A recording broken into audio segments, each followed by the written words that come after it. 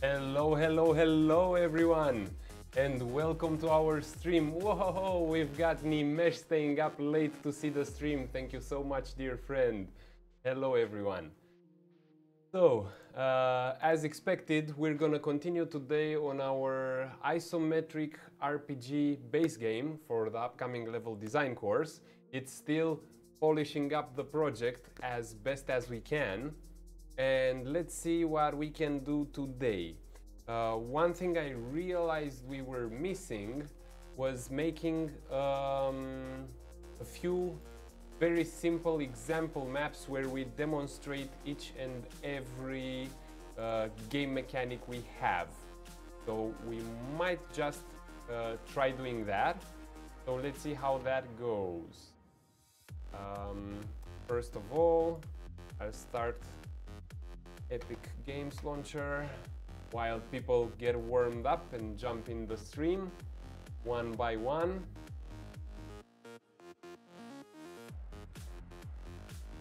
Music is awesome today.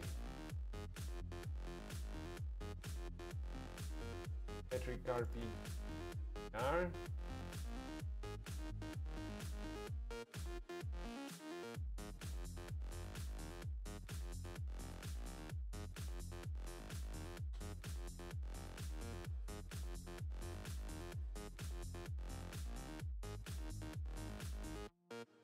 That was me completely fine talking with Irina. Okay, I have this. Thank you. Thank you. Thank you. Thanks.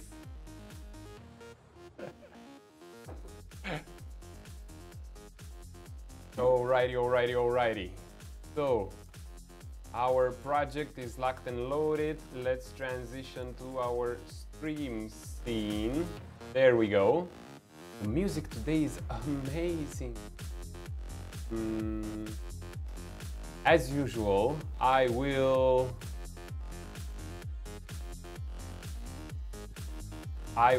first edit a bit the resolution. Widget reflector 0.8 point, so we get the crisper look and feel. Alrighty, all good. So let's see what's going on here.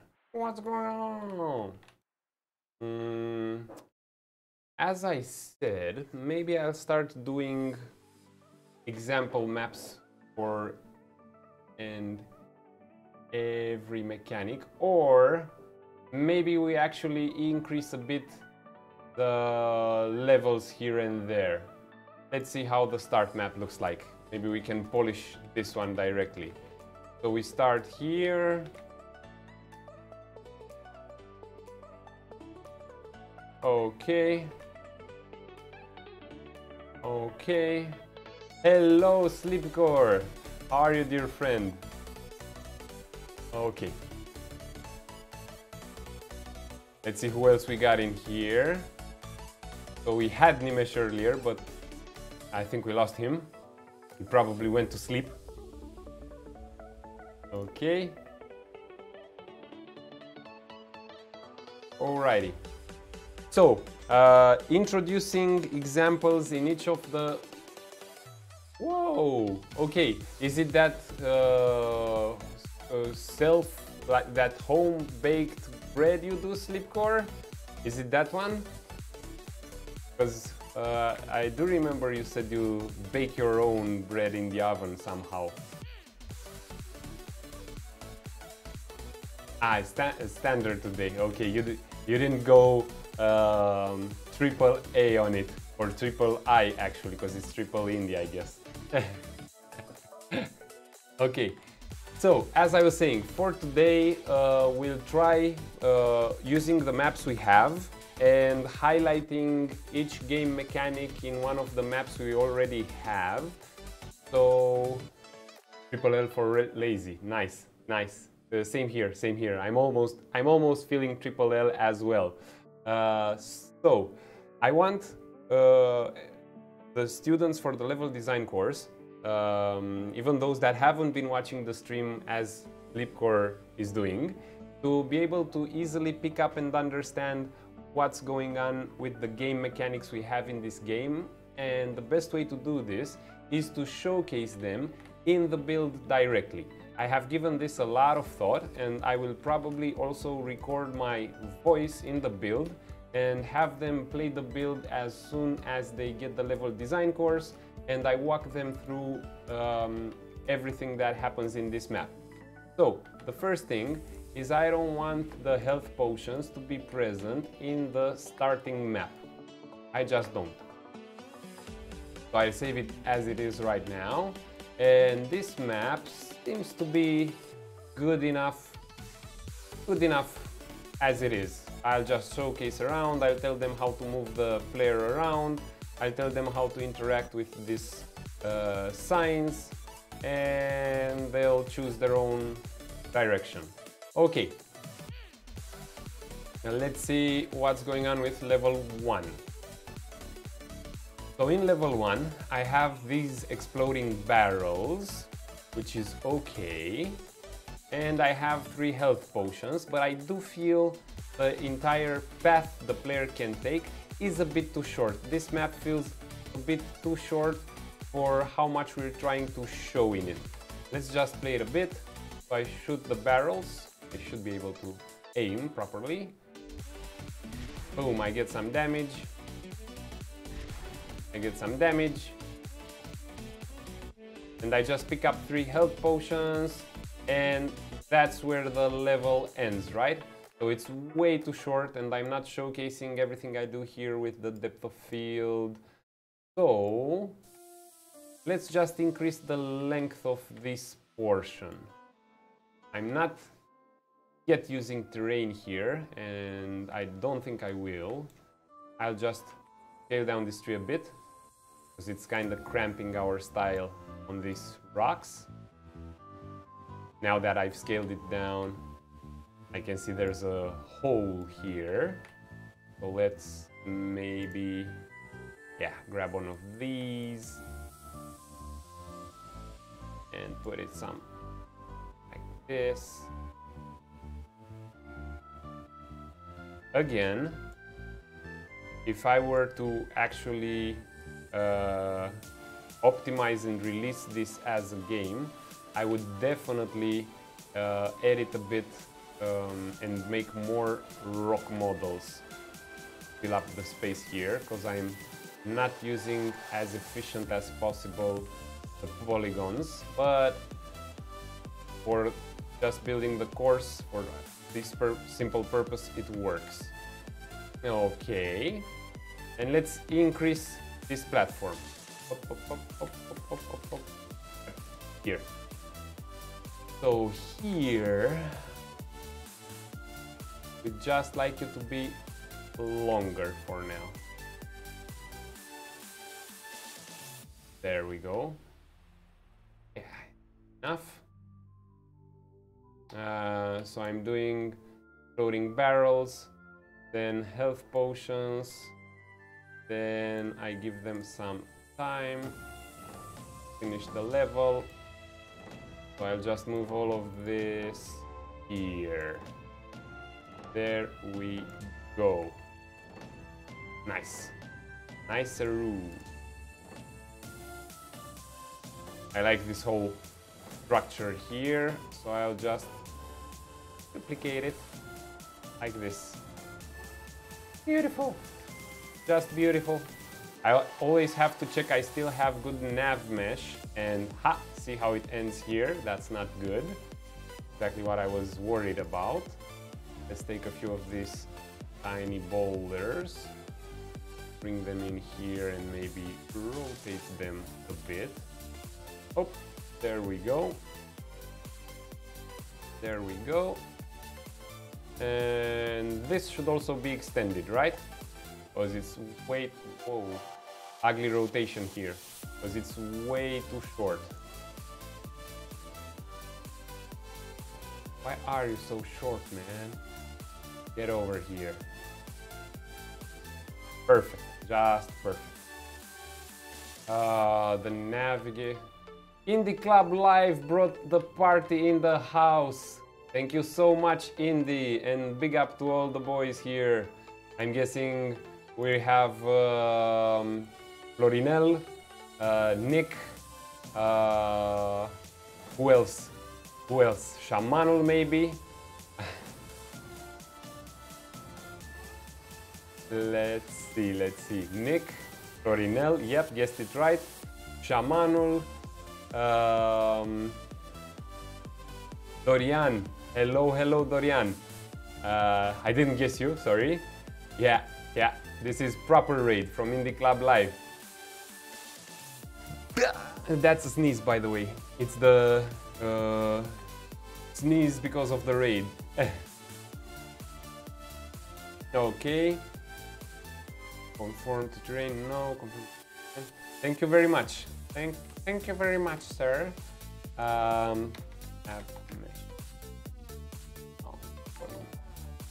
Whoa. And Bing, of course.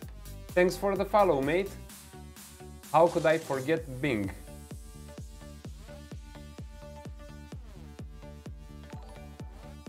Oh, Dorian is also pushing that follow button. Thank you so much, peeps. Thank you. Good thing you started following, because next week we'll start ourselves a new season. Whoa, the Dragon Legend. They just keep on coming. Thank you. Trolls are happy. They even have fireworks and everything. Yes, Croatia with Argentina. And what I am doing, I'll just say it again for at least the 6 raiders that dropped in, but maybe for more people. I'm building... Farting Ninja is now following. I can't believe I just said that. Thanks, man.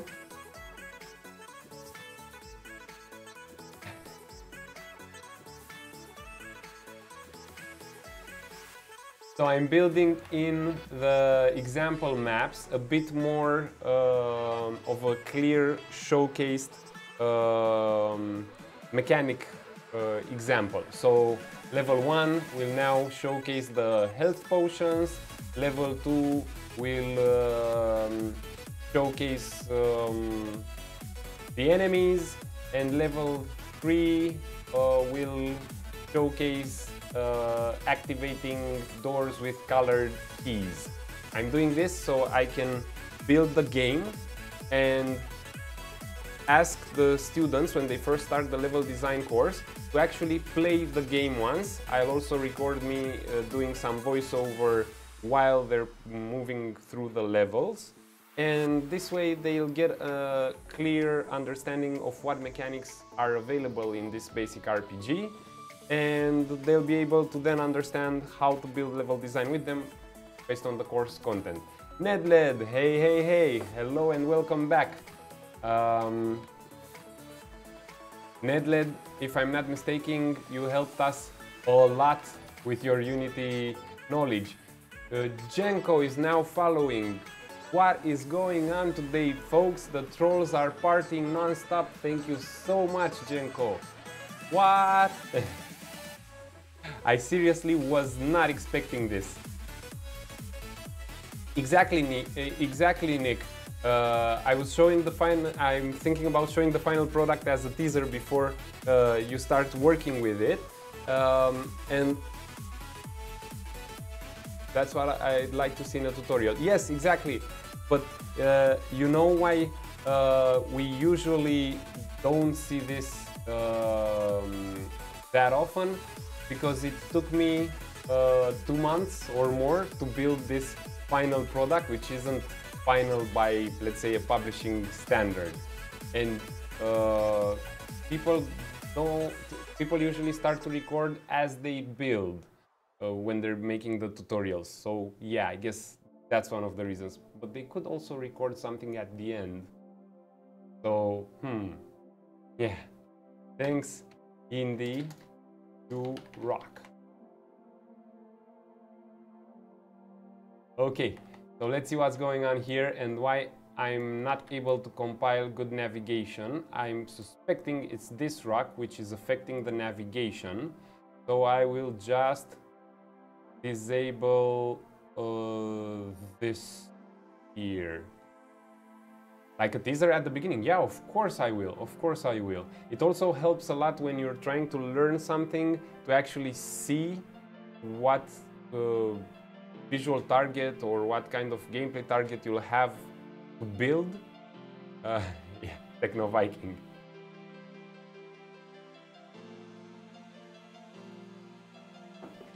Okay, so I don't want this to affect navigation. Can ever affect navigation? No, it cannot. But it's another rock that's causing me issues here. Or another group of rocks. I'll just move this bit here and there. Which one are you? Who's the perp that's not allowing me to build proper navigation? Oh, I have a lot of rocks going on here. So this cannot affect navigation, sorry about that. A bit of a vomit comment there. Maybe if I just move this volume and scale it a bit. Oh, no, no. Like this, come on. There's something preventing me to build properly here. I mean, this still works, but I'm not happy with it. This is definitely...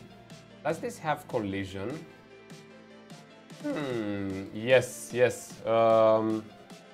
Pruny. With a hint of strawberry. Okay, so I have to check my collisions. This doesn't seem to have collision at all. Collision. Yes, it has a collision. It can affect navigation. Let's just show collision.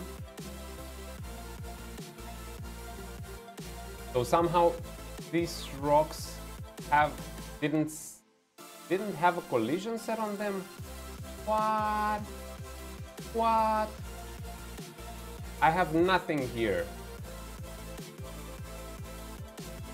I have nothing here. So let's enable collision here. Let's see. Oh, collision. Auto-generate collision, please. Asset. Re-importing the asset. Now we have collision. Now I can save it. Okay, so now they have collision and they're cutting away into the nav mesh. But I have to do the same on the houses map too. Oh, those didn't have collision either. Thanks for spotting that, Nick. Nick has been playing the builds. At the end of each episode we make a build and Nick has been playing them. And thanks for noticing that. Nimesh says hashtag new project soon. Yes, next Wednesday we start the project almost from scratch. We'll just use the default first-person template from Unreal Engine. I do expect on Wednesday it's just the basic setup. So basic setup, we'll talk a bit about our design intentions. We'll see what we want to put in the project, but we'll start gradually building in the project our functionality for a puzzle adventure game. Collisions everywhere. Collisions everywhere. Auto-generate collision. Where are you, my friend? Auto-generate collision. Asset. Re-import it. There we go. Now we have collision. What else? See how much it fragments now the navigation mesh? Not necessarily cool, but we'll have to deal with it. And also on Rock Medium 3, I should auto-generate collision. Collision, bam bam bam. Come on, where are you? At import settings. Or I can just type it in here. Yes. Oh, this has auto-generate collision. And it does have a simple collision. Okay, now we're good. So Rock Medium 1 has it, Rock Medium 2 has it, Rock Medium 3 always had it. I close this up. This is how it looks now. Let's just space them out a bit. We'll have to recompute lighting because we moved a lot of stuff. I'll also take advantage of the fact that I have to move them around a bit to scale them around a bit. Here and there. By the way, speaking about collision, I'll have to triple, quadruple check that when I'm after I've set the collisions on these rocks in the content browser here, they didn't affect the sequence we have in level 3 with the rock wall exploding. So yeah, you know what, I'll just have to increase this. I'll have to widen it up like so. This will allow me more space for the navigation. Come on. And yes, Nick, if you remember, after doing this map, we switched to using terrain. Yes, it's a tight path and I don't want them in this level yet to stray from the path, because I'll explain how the level loading system works as well after explaining the health potions, so I think we're good. Okay, now I have navigation, I save everything and I will play it once again. So assuming I come in here with full health, I shoot the barrels and they shouldn't kill me. They're not killing me. Okay. I cannot walk through the part with the barrels. No, because I want to force the students to shoot the barrels so they see their health bar decreasing, and then I tutorialize them. Okay, and these are the health potions and you have to pick them up and press F to restore your health. But I just noticed it, I'm hoping you also did. The health bar, yeah, Slipcore. But I just noticed it. I just used 3 health potions and they're not restoring a lot of health points, because with 3 health potions my health bar is still pretty much empty. Yes. So let's fix this. Let's quickly browse to the asset here, the health pickup, and let's give 40 health points when we regenerate the player's health. Current potions, update HP. So in the player I just update the HP number when I step on a health potion, and somewhere here, oh, I'm so glad I have comments. Shoot enemies, no. Ice stuff, melee, set frozen color. Let's see where we regenerate the life. Magic orb regen, HP bar update, init HP vial, not here. There we go. Health potion input. I just love having comments in. Yes, Florinel, exactly. It's not nevermind, it's actually very important.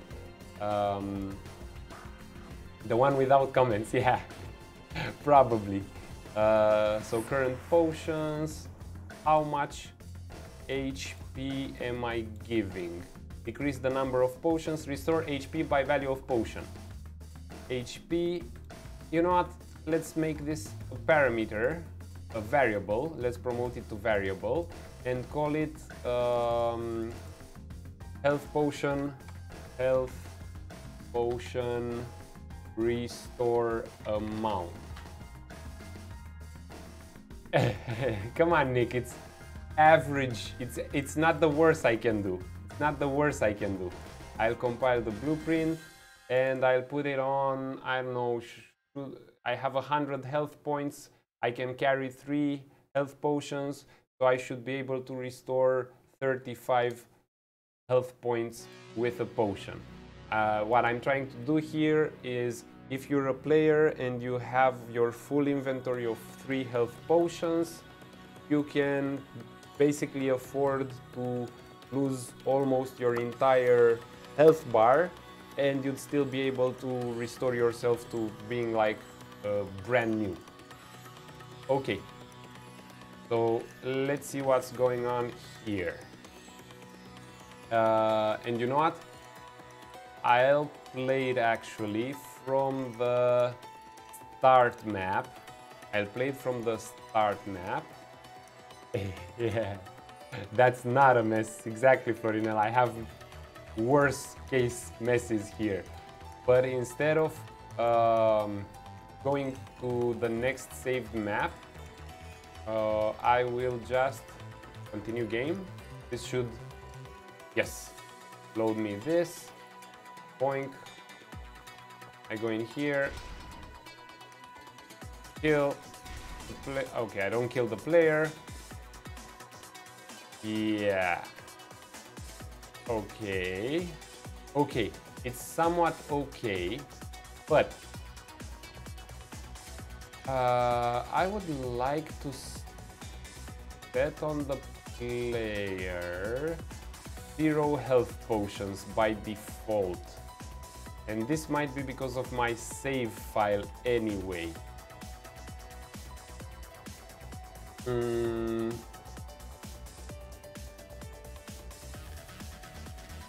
Let's see. Update current level. Okay, okay. How do I find my save file on the hard drive in the editor? So I have to go in my project, because look what's happening. Check this out, folks. I'm in the start map, right? And when I start playing for the first time, this is the current health amount I have, so it's not full, but I also have 3 health potions at my disposal, which isn't cool. I would like to have a full health bar and no health potions available.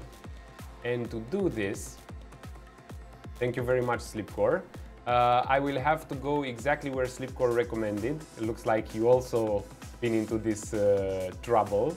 Hello, Comrade Joseph.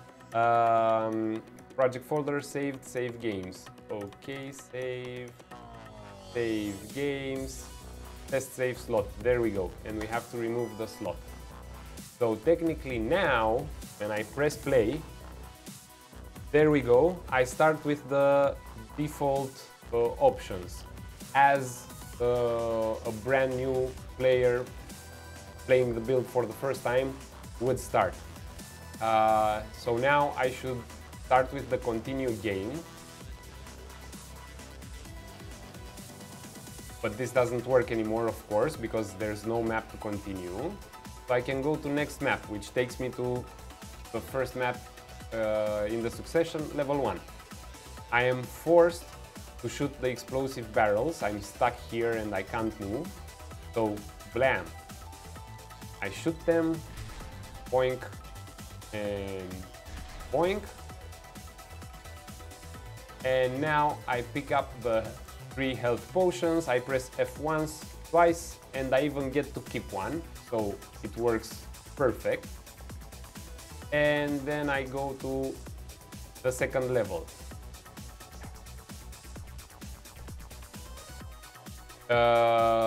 Nick, I would somewhat agree with you. However, I wouldn't keep my code messy forever.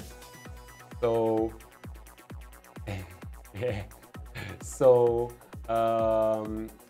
I think it would be harder to fire you if you're really useful, not if your code is messy.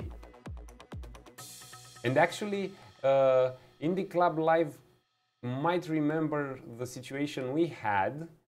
Yeah, if it's messy though, you have more work. We had a situation in Ubisoft when a guy actually got fired, one of the reasons he got fired was also because he was trying to be super descriptive with the name of any variable or function he would create, and he would end up writing like this 20-word variable name in Hawks in the Club Live. I don't know if you remember it. He had like this long variable names, like for instance, he would say drag coefficient for the second function that calculates friction or something as the name of a single variable. And trying to read that, although for someone who's not in the rush, that was super easy to read. But for someone who's in a bit of a rush and tries to get on with it, that's complicated. Yes, you can definitely overdo things. So second map has a problem. My spawn point isn't in the proper place. Now I fixed it. My spawn point is just where it has to be. Okay. Let's see what else is going on here. So I would like this save volume to be wider.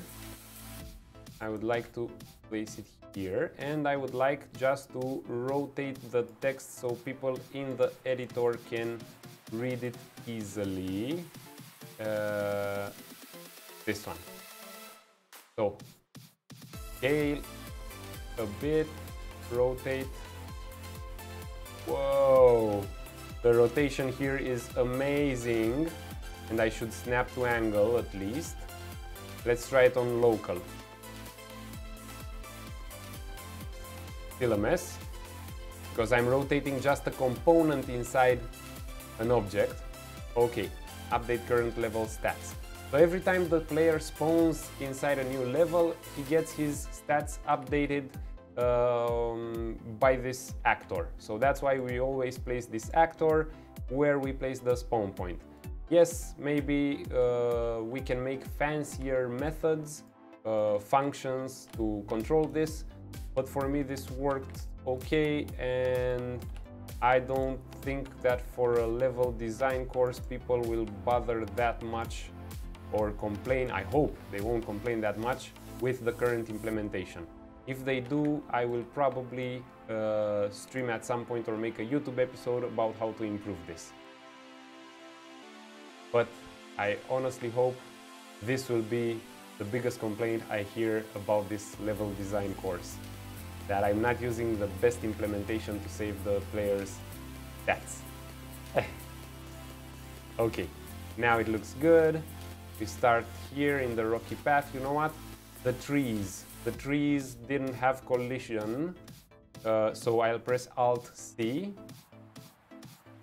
And indeed, the trees don't have collision. Yes, Slipcore, but that's just the thing, and I've been reflecting about this for a long time recently. Did you folks notice, and I'm pointing this question especially at Indie Club Live, because he's been a level designer for almost 10 years now, or even more.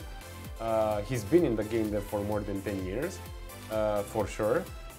Did you notice how it's not that clear of a separation anymore between being even a game designer or a level designer and a coder? So now whatever you do, you should know some coding principles, some programming principles.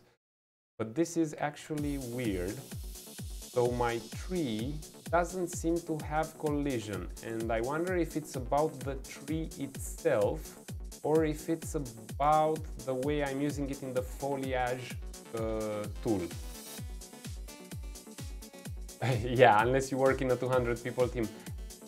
Even there, and I've been part of big teams, okay, you won't be asked to write it yourself, but at least having some common ground understanding of what a programmer is doing will definitely help you in the long run, and at least communicating with the programmer and understanding the limitations of software. Because otherwise you'd just be like, but can't you make me a button in the editor which makes pretty map? And yes, I've heard that. I've heard that during my working years. Jenko says he started out designing board games, and when he moved to his first digital studio, he had to understand basic code structure at least a scripting level. Yes, yes. Ah, JW, okay, okay. Hello, hello, and nice to have you here as well. So JW is also in our Discord group, folks. So now we have another game developer, professional game developer in the stream.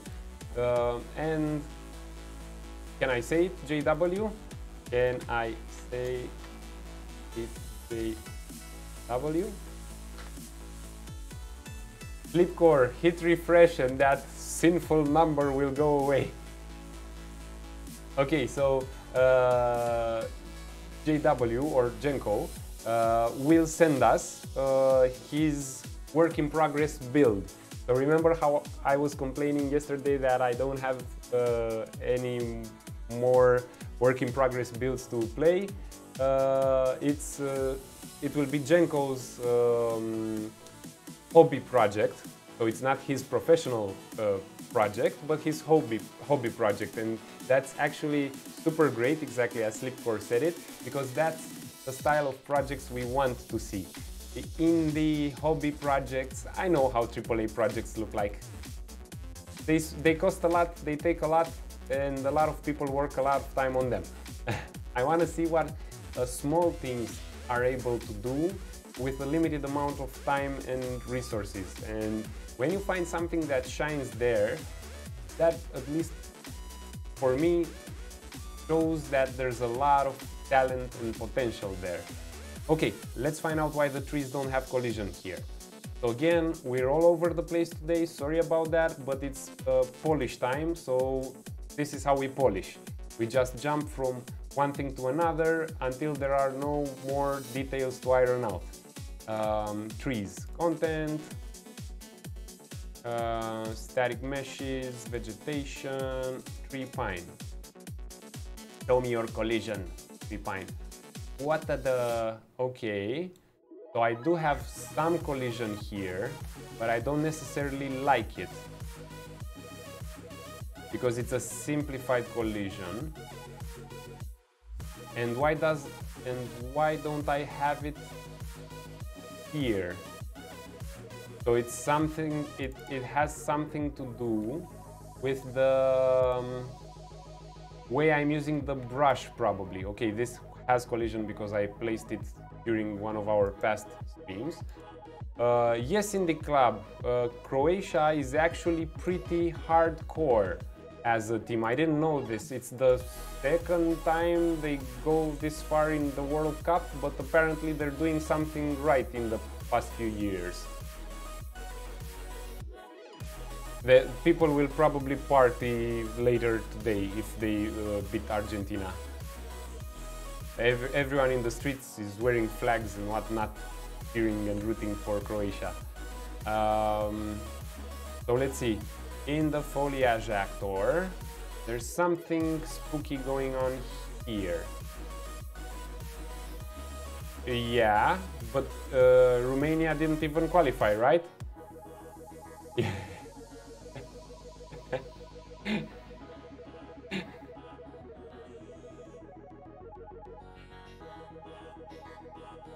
Collision presets. Okay. Block all. And can affect navigation.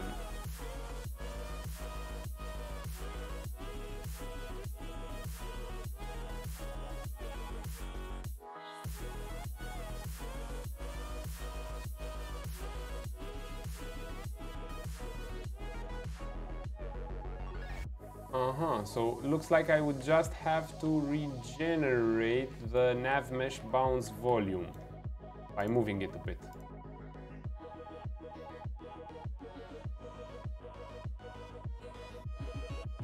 No, don't worry about it. We can live with it, or we can optimize it if it's... But it's not that messy. I've seen the way you work, Nick, and it's not that messy.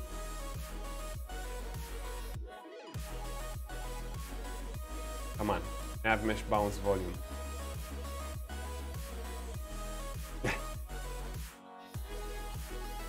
Okay, so for some reason I still can't get it to affect navigation.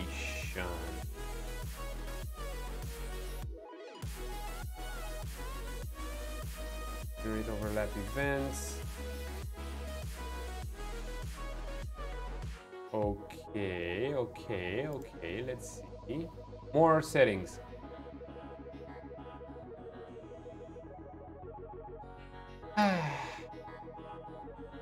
Let's see what's going on here.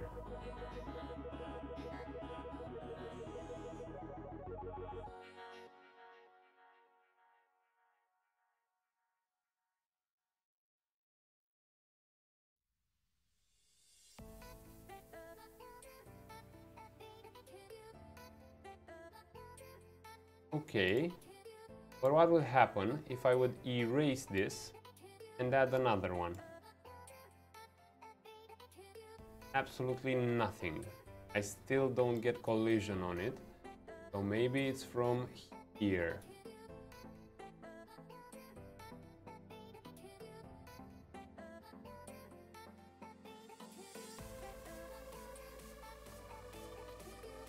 Collision presets, black hole, okay, that should be good. Cast static shadow. Mobility should be set to static. Collision presets, even if not collidable. So then I'm probably... no, Nick, I was debugging to see why I can't get the trees to generate collision in the... to generate cuts in the nav mesh. That's the weird part here. So I will probably look at how I generate the nav mesh. Edit, project settings, and whoa, what happened here? Hello, project settings window, where art thou? There we go, okay. Project settings, navigation mesh. I am having a lot of draw options here. Generation.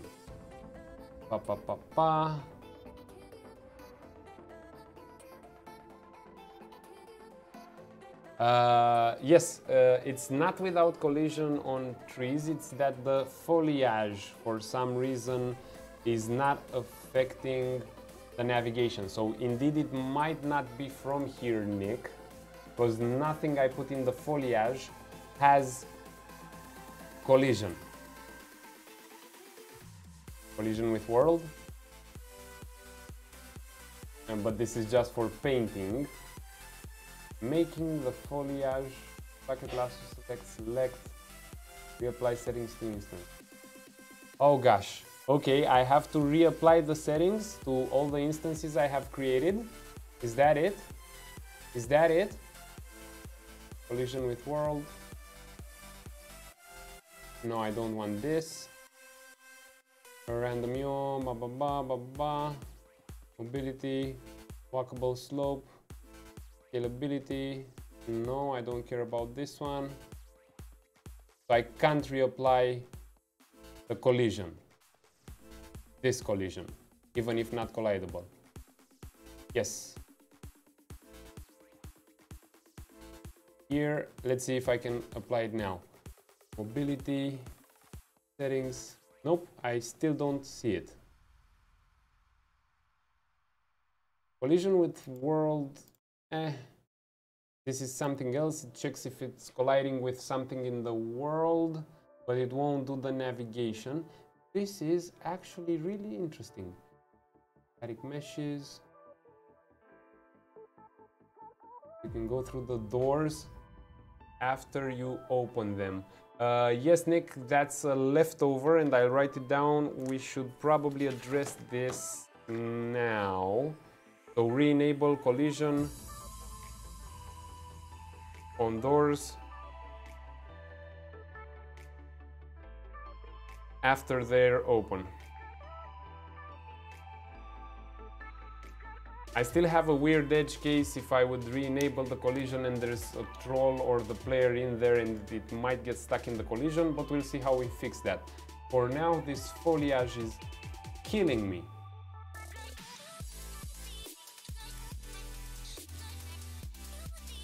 So what's going on here? Component class. Yeah? Override materials, no, I don't care about that.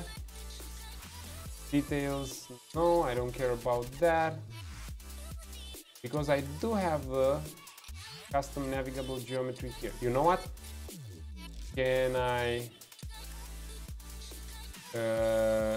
replace it with what I have selected here? No, I can't. This is really, really weird. Maybe because I didn't apply the collision on the object when I started painting with it. It's weird. Super weird. Or maybe...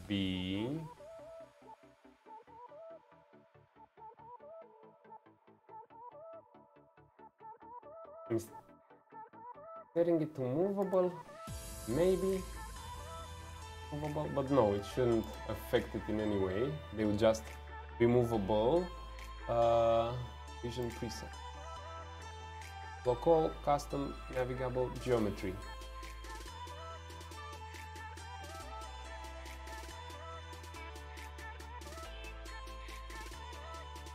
Walkable slope override.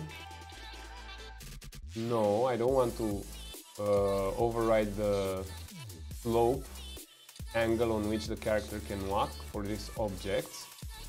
This is weird. Okay, I'll do an experiment real quick. I'll save everything in here and I will build with preview quality. Build, let's see. Not, let's build everything. Maybe I'm building the landscape.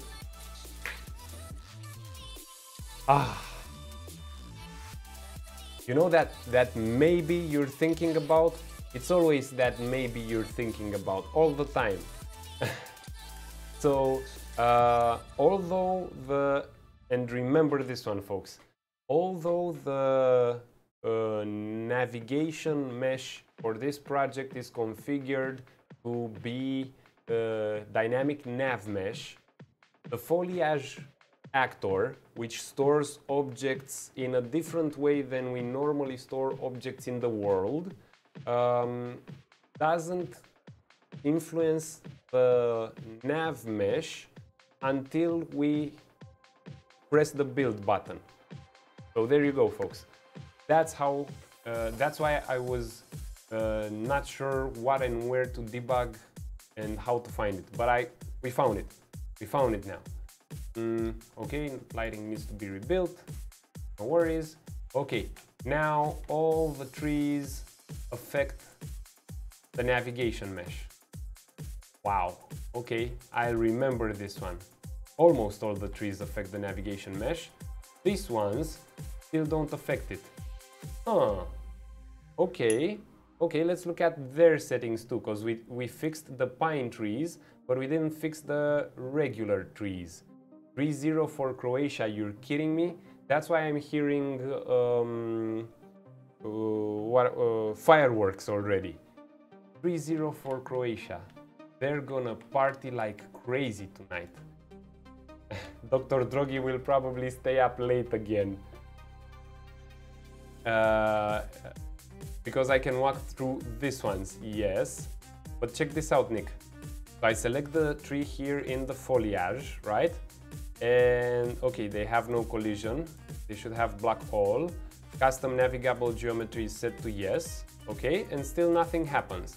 But now, if I build geometry, I guess this one is the... There we go. Now they cut. Now they cut. Remember this, folks, because you'll probably encounter this at some point during your project's development, and you'll be like, what? Why? What? So it's not just doing the settings, it's rebuilding the geometry.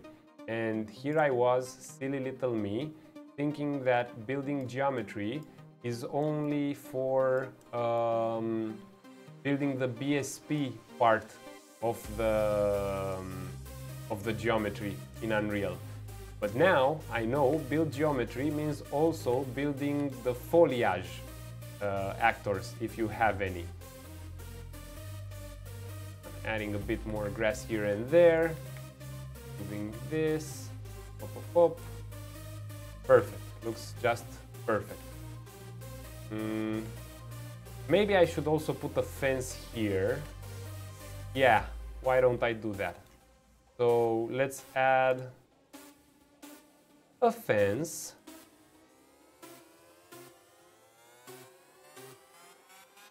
I will rename all of these at some point.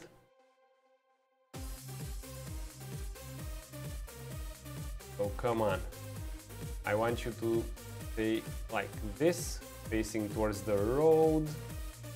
Start from the pier. There we go. There we go. And I select this one. And now I just move it around, create a new one.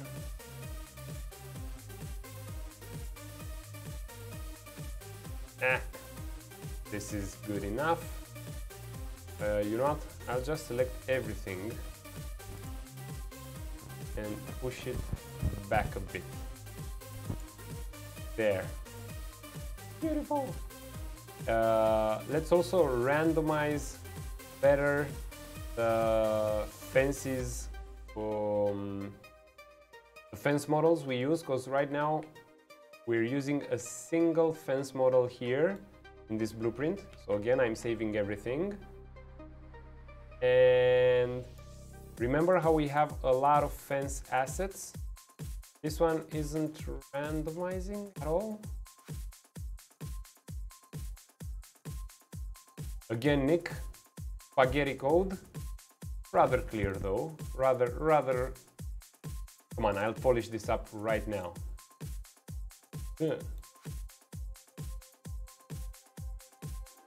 There we go. I'll tidy up real quick. Easier to read. Already. This can be here, can be here. And I should add more switches here. Number of options. Ah, okay, that's why. Number of options not exposed. Okay, okay. We'll expose it at some time. By default, it's set to 1. It does 0 and 1. Switch on int. Let's add more pins here. Ping.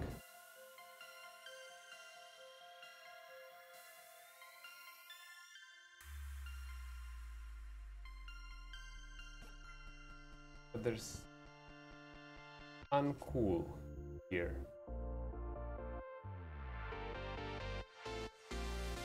Static mesh component. Oh, I'm using a simple static mesh component. Okay. The for loop should happen, the switch should happen after the for loop. Number of options with the switch. Come on, let's clean this up. This should be somewhere here. Yeah, Flipcore was like, yeah, I don't think that's gonna work, buddy. Okay, come on, we're cleaning this up. These two are nice. These can stay above. This can go here. Cleaner and cleaner. I can only use a single spline. Reference here.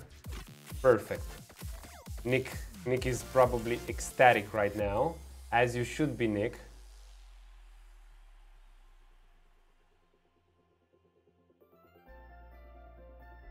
There we go, nice and clean.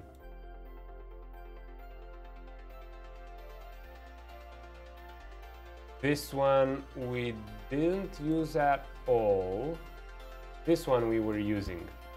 And now let's think about it for a while. Why am I doing a switch on int when I could do a select? Select.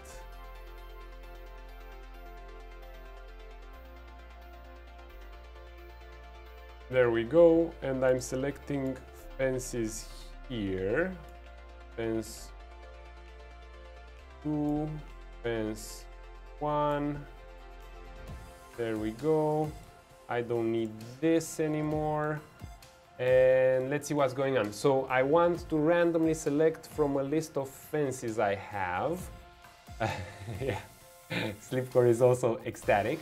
So instead of adding static mesh component,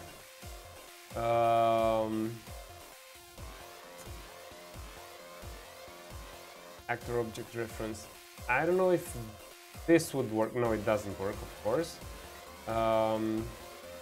Let's see. Add static.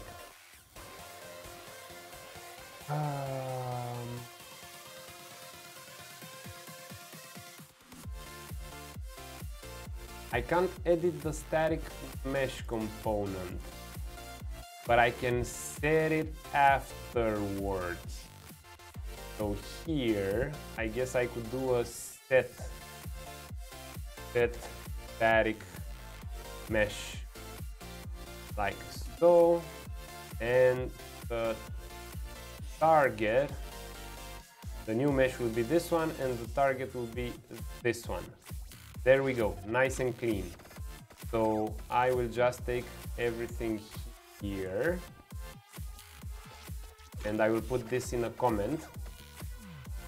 Everything here in a comment saying randomize the static mesh used by the fence line.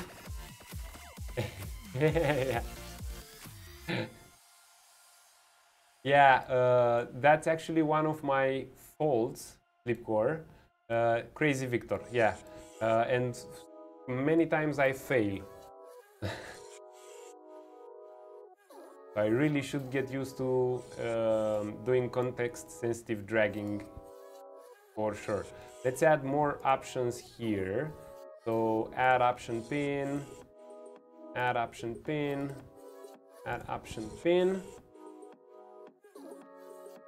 How many fences do I have in the project? That's the question. How many fences did Tony... Oh, wait. The fences aren't modeled by Tony, actually. They're modeled by me. Silly me. Silly me. I actually modeled something here. Static meshes. Props fence. So I have 1, 2, 3, 4, 5, 6 of them. Okay, we can do 6. We can do 6.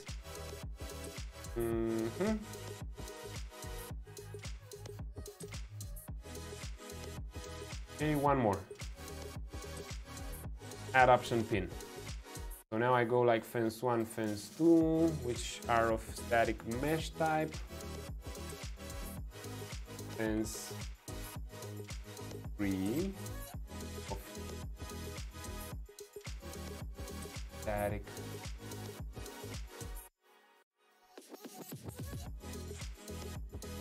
Why am I not getting fence 3, I said. There we go.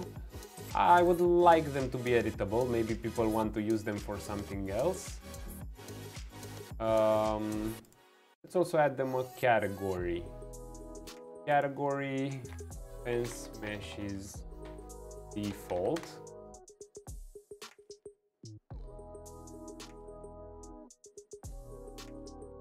What category should you be in?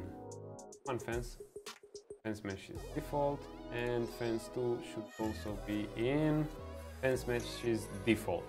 So what I'm doing here is now I'm populating the list. This should be 4. This should be 5, and this should be 6. So I'll now use 6 models of fence and I'll randomize them all together. Fence 1 is fence 01, fence 2 is fence 02, fence 3 I need to compile is, you guessed it, fence 03, fence 4, I'm not very surprising today, but yeah, fence, I'm assigning to each variable the default value of the fences I want to use, and then I just drag them in here. Fence 3, fence 4, fence 5, and fence 6. There we go. Let's arrange them a bit. Okay, and I should select between 5 of them. From 0 to 5, that's actually 6 selections. Let's see if this works. There we go. It randomizes nicely between the fence objects. It's beautiful. Let's see if the other ones also changed. Beautiful again. I like it here because it randomly selected the same fence 3 times, but that's life, I guess. Okay, and where else wouldn't I like the player to go? I wouldn't like the player to go in this part, so let's add another procedural fence here. There we go. Hop, hop, and hop. Much. Just right. We select the spline. Now they'll probably re-update every time I move them around. That I might need to fix with a boolean of sorts. Let's just save current for now. So the fences are now moving around every time, are changing every time I move them around. So I'll try to maybe put a button in here to tell. So let's see. In the construction script, I will create a boolean called do not region or lock fences, and I'll call it a boolean, and I will run the construction script only if,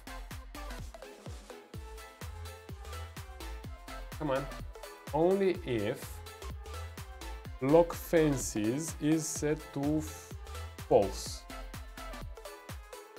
There we go. Compile, save. Let's see if this works. So now I won't update the fence every time I move them around, probably. Let's see. So they're updating and I don't want this. I want them to stay like this. And then I have to make the variable visible. Sorry about that. Visible. There we go. Save it. And compile it. Save it and compile it, Victor. Save it and compile it. And now, if I lock fences, yes, now I'm not running through the construction script at all, because I refire the construction script when I click this. Okay, greens, yeah. We can still fix it, Sleepcore. We can set it automatically here. So we could do a set at the end.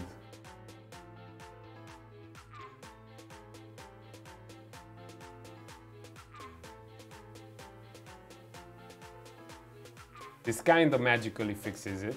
Because now I unset it, it generated and set it, and it has set it again. And now it still tries to regenerate it.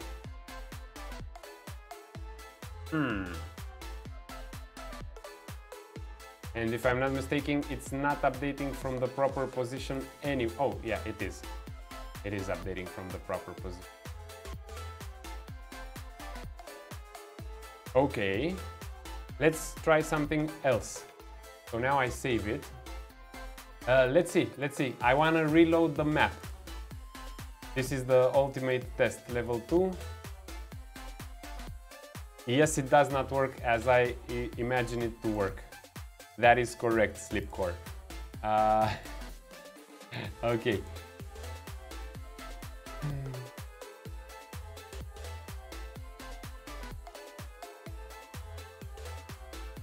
So this option doesn't work. That's the game like I did. Okay. Wait a second, Nick. Were you a tester at UB? And yes, Sleepcore, that might not be possible at all, which might be a problem anyway, but we'll figure it out somehow. Save a list somewhere outside of this actor. Or I do a pseudo-random. I might try to save a list somewhere outside this actor. Might, but we'll see how it goes. What I could do though would be on the fence mesh here. It's set to movable. Okay. Set to movable, so we should be okay. I can also remove this because we don't use it. And now we're clean. Yeah, because it's at the construction script, and yeah, I'll probably need to list them at some point. For now, it's good enough. The only loss I'll have is they will regenerate. Actually, they won't regenerate because their lighting is set to movable. And if they're set to movable, they should get lighting from the environment anyway. I will just lose the lighting that gets built on them at every build. And I also have this problem here. You can see it already, but I'll show it with lighting only. So you see the walls are static and well lit, but this gets changed every time because I randomize the pillar. And Nick just said he passed their tests and got assigned to the Wildlands project. Like when? Now, Nick? Now? You got a job with Ubisoft as a tester? Did you? Have you?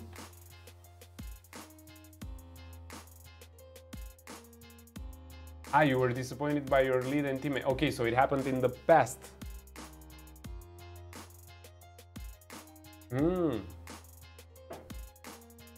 Yeah, one thing Indy forgot to mention is that starting your career in testing department, they isn't, or I guess it isn't, the same way it was 10 or 12 years ago when he did the same thing.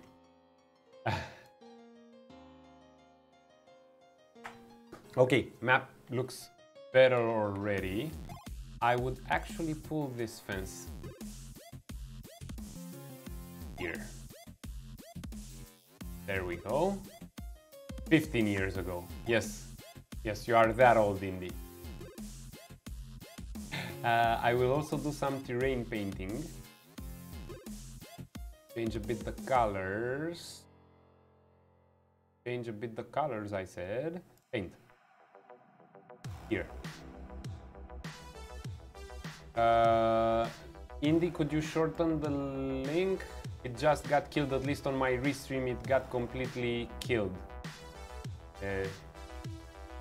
But I would like to click it.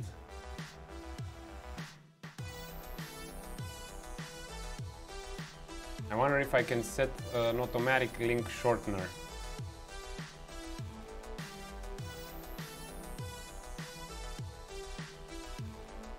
Full strength, come on, take me to 1, man. Perfect.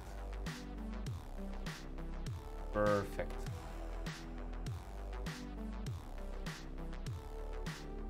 Yes, I shall click it.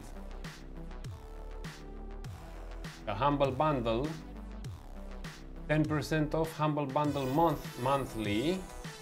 Shadowrun Returns. I think I played this game. Or am I...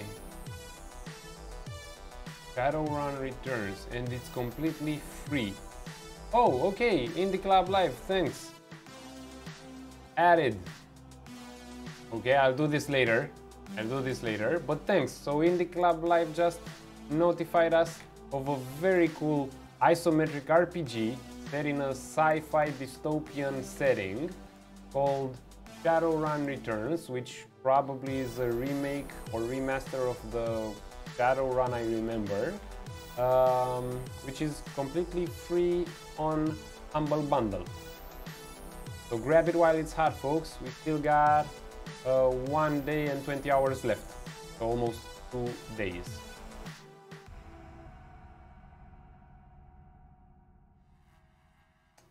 It will, but it's gonna be a longer path than you should follow, Nick, because you're already very, very good at it. Very good at it.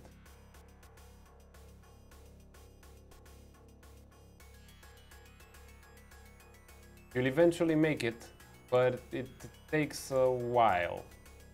And truth be told, when Indy was doing the same antics, they didn't have many level designers to choose from. So that's why they were recruiting internally as well. Nowadays, they would prefer to hire someone who's already a level designer. Yep, exactly. With everything Nick is doing these days, he's probably building a portfolio for game designer already and level designer. So you're set, man. You're set.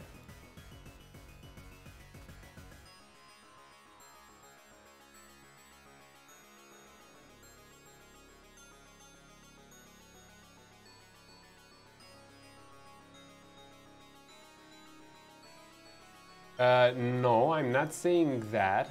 I'm just saying that back then they would look more towards recruiting inwards and training people than they do now. Now I think they want the quick solution, show me your portfolio, okay kid, you got the job, because they have bigger turnover rates. And maybe I'm just talking about the Romanian companies, but the turnovers in the turnover rates in this, since you also left, so basically you were part of the turnover as well, have gone through the roof. Yeah, they still have to train them a little, but they don't have to pick you up like from, you know, ground zero, from bottom, from not knowing anything and trying to make you a level designer. They would just have to train you with their tools, and that would be it, basically. Okay, come on. Come on, we got this. Now it looks pretty. Save everything. And we're good. Almost good. Why don't I have here some of these pine trees? Give me pine trees. Nice. Pretty, nice and pretty. Just the way I like my pine trees. Nice and pretty. Oh, oh. Unacceptable. There.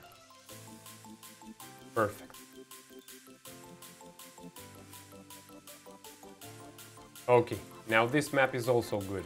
So in this map, we'll tutorialize about the enemy pain trees, yes, about the enemy types. And in order to tutorialize properly about enemy types, I should lower the difficulty a bit. So I will get rid of one of the melee trolls. I will make this guy a melee troll. And I will make this guy a lava troll. I will probably... Okay, I have here 2 health potions, which is good. But I will probably put one here. And here I have an ice attacker and lava and melee attacker. Nick is wondering if they have 20 plus LDs. Yeah, I think they have more than that. Last time I checked there were about 30, if I'm not mistaken, with the juniors and everyone, with the technical directors for level design. There were about 30 in the Bucharest studio.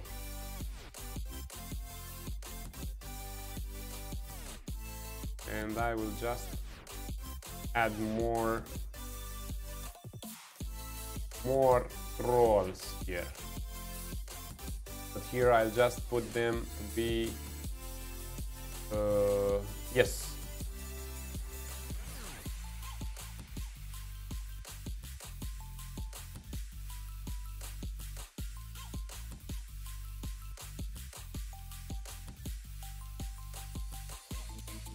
Oh snap, Indy. Oh snap. Oh snap. Indy, I guess you should report to your Finnish employer and ask him to go back to sensitivity training again, because apparently it didn't catch on properly.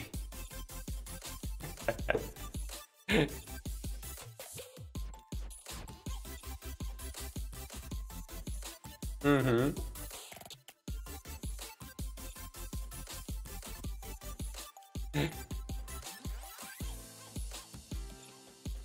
More health potions. Quickly, before he gets fired. Let's also add a bit of rotation to each health potion. Are you assuming they spend most of their time in the kitchen, Indy? Nick, where can you see what? How many level designers they have? I don't know if the information is publicly listed. I don't think it's secret either, but I don't think they like brag about it.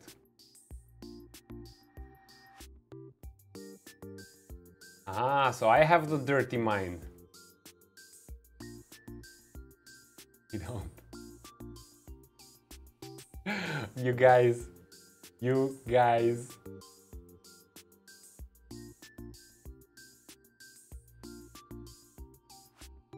Tiny details here and there. Tiny details here and there.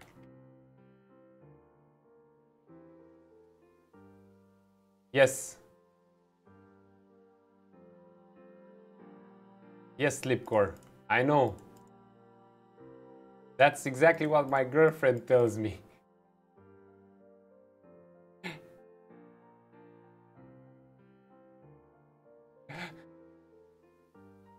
Indy, I'm getting triggered.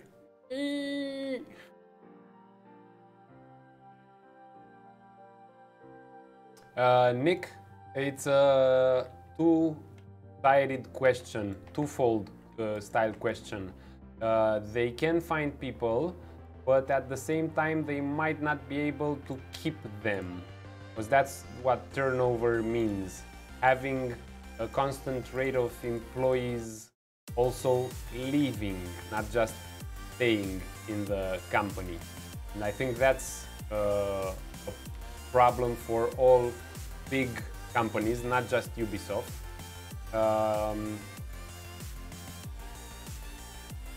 I honestly think, but this is just guesstimate, Electronic Arts has bigger issues with the turnover than Ubisoft.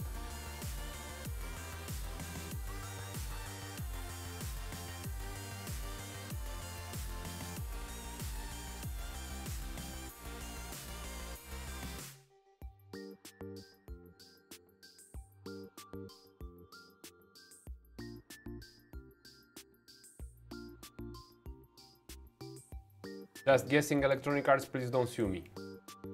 NDA, NDA, NDA. Okay, now this map also looks good.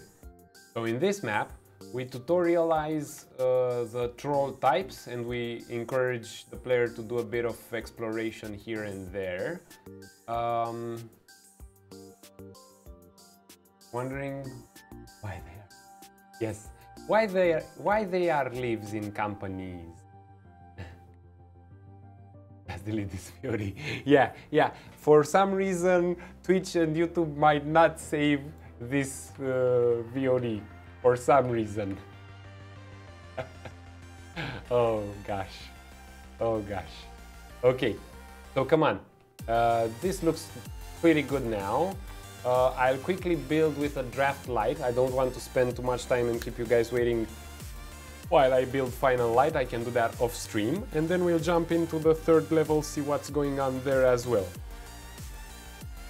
The music today on Pretzel is amazing.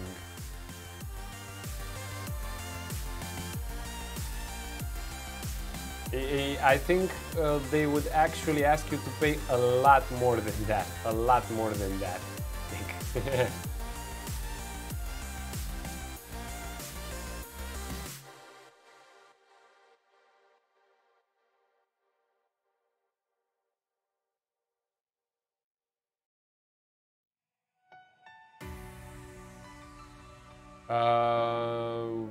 I don't think Electronic Arts is in the business of firing people anymore, Nick.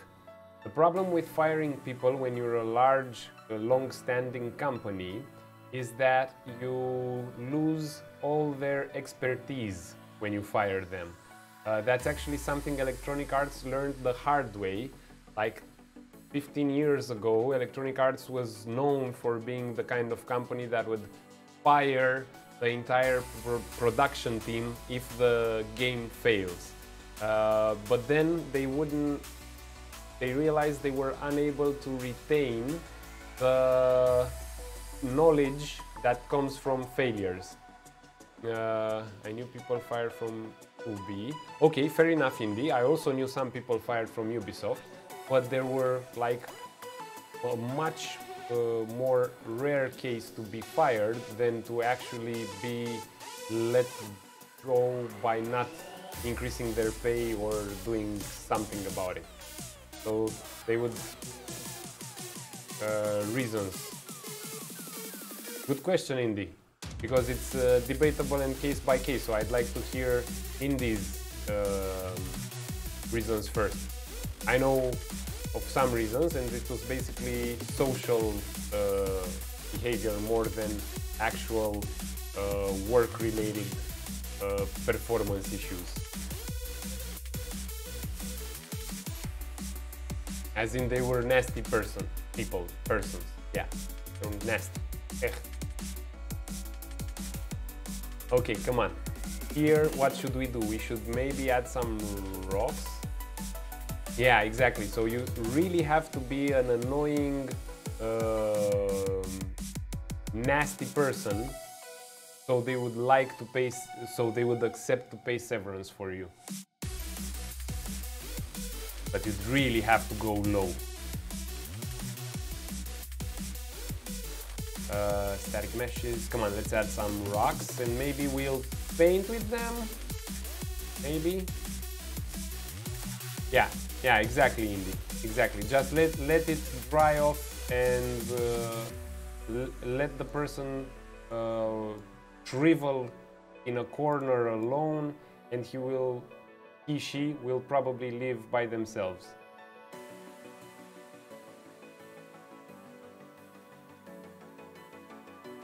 But that's a lot of rocks.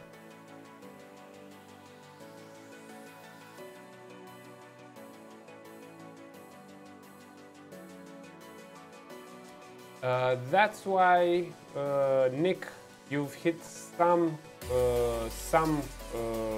grain of truth there, regardless of the corporation. So I'm not saying Ubisoft, Electronic Arts, or LinkedIn, or Facebook, or whatever. The bigger the company gets, the more you spend time in social games, and that's why right now I like small or medium-sized companies. No, I think you'd stay for 6 to 9 months, which is probably the average tenure for a level designer, Nick. Oh.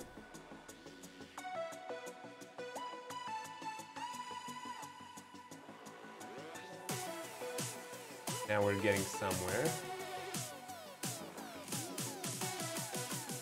But still getting this overlaps. So radius should be 80 and this should be 10. No. 1. They're still overlapping. Yeah. Actually, I didn't have that much social skills either in Ubisoft, but I was just like Indy. I guess both of us were just too good at what we were doing, so they couldn't afford firing us.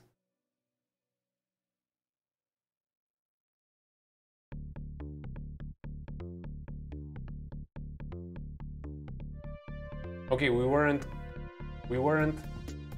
how to say, soul-sucking evil with the colleagues, so they also had no reason why they would want to fire us.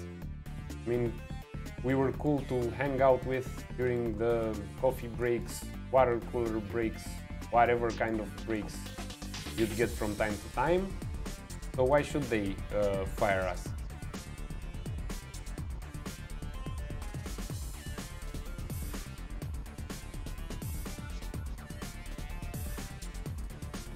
We were delivering as much as possible on time. Nah, you weren't. You weren't, because I liked hanging out with you, Indy. So, I usually don't like hanging out with, like, depressed, sad, sobbing people. So you weren't that as bad as you'd like to paint the image of yourself.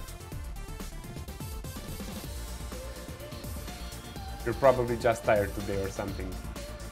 Do I still have a soul? Yep, it's still there. It's still there.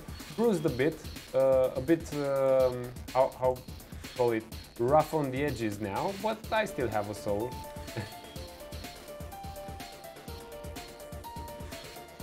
Just don't make me cry, Indy, please.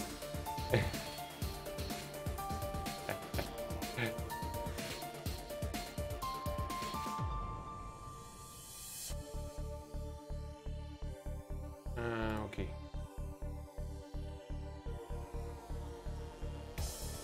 Do I think single-player games are dead? Quite the opposite. I have a very strong conviction that single-player games are here to stay. And if not, why do I live in the past? Good question. You'll never kill single-player games, man. That's my honest opinion about it. maybe single player games like we used to make single player games are dead.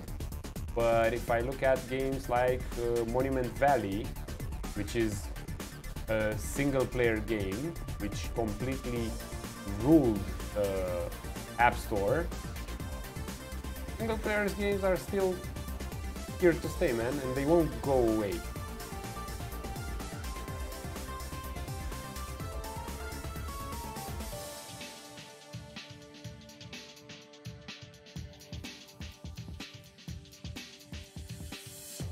Study and practice, become a god, so Ubisoft will since you retire. Yeah, but can you do that? Nick, you as a person, can you stay in the same company for 15 or 20 years? Exactly, Indy.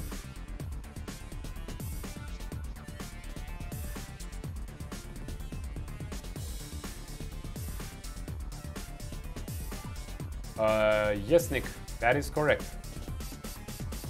Oh, so I can put that in the, yeah, I can put that in the lazy days. Nice. Cabela's Dangerous Hunts 2.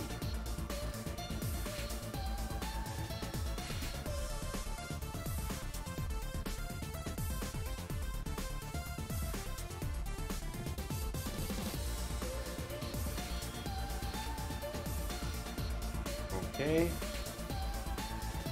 Okay. Yeah.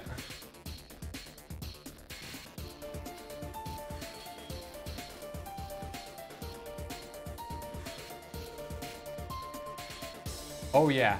If you just perform average, that's correct, and you don't even have to overperform or try to like be special in any way.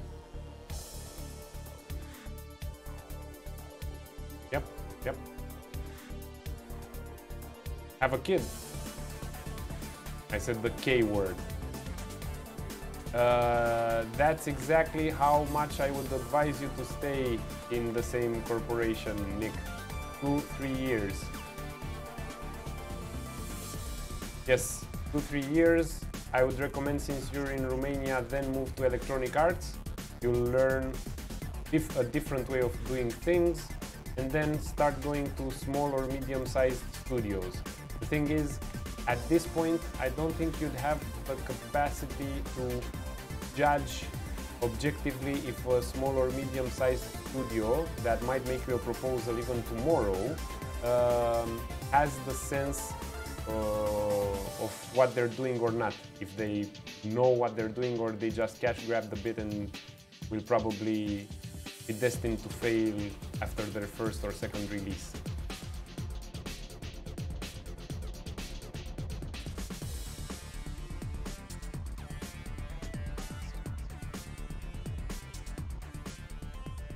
Let's see how it looks now. Okay, I'm breaking a bit the terrain. Yeah. It works for us, Indy. It works for us. I mean, it works for me at least. I'm happy with what I'm doing right now on stream. or level design, yeah. Yep.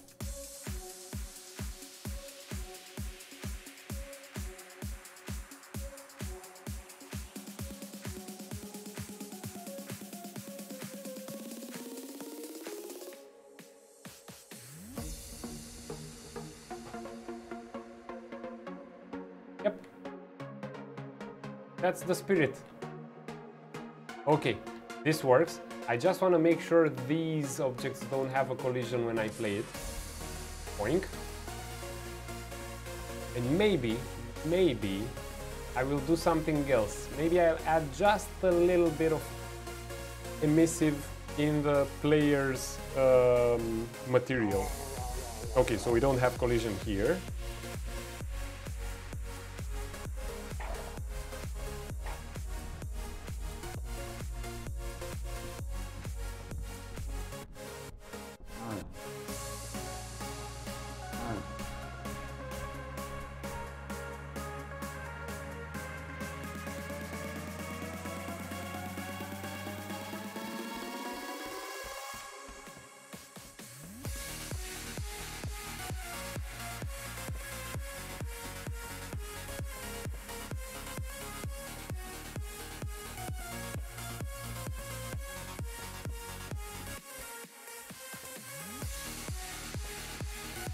Okay. Emissive on the key material as well. Materials.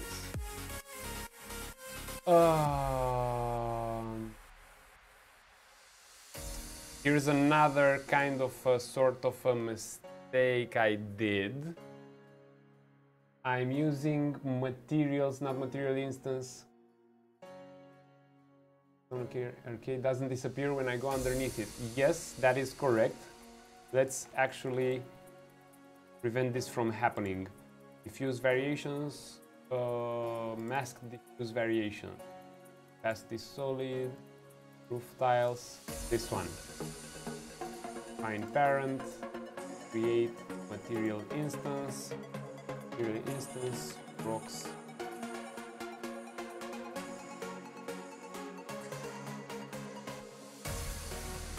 This one should go in content, materials. Yes, blind spots in isometric RPGs. I totally agree with you, dear friends. So that's why we just created this instance to make the rocks flake away and disappear. But let's just get the rock color. So I'll copy this from the basic diffuse and plug it in the rocks disappearing material in this one.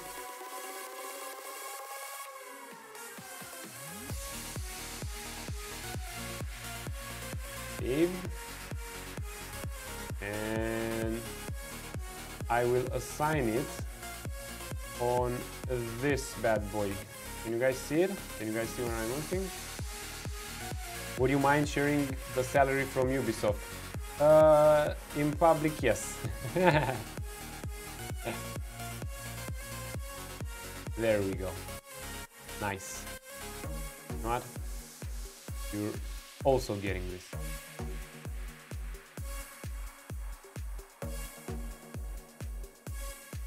In public, yes. Because it depends on more things than just being there. I mean, there's no guarantee anyway that you would get that salary. Yeah, Kappa.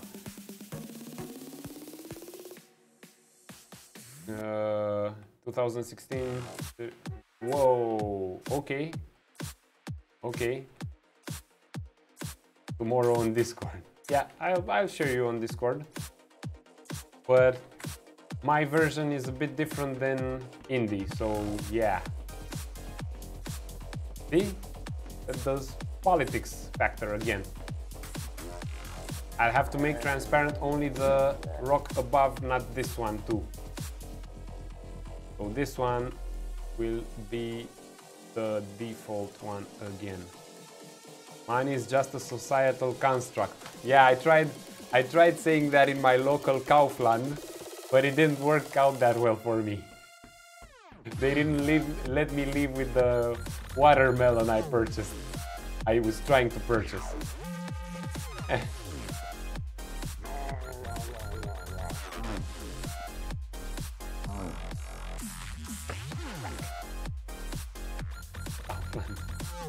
Yeah.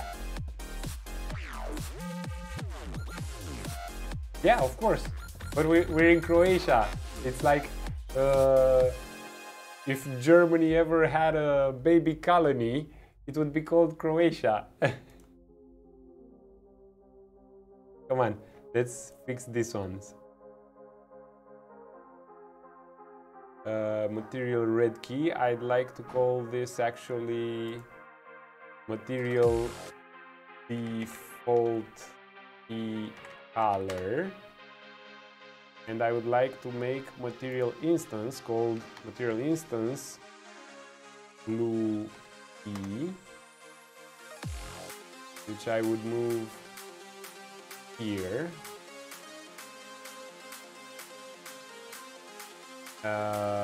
Default key color, blue key and green key. So, blue key. Let's copy the blue value. Yeah, little.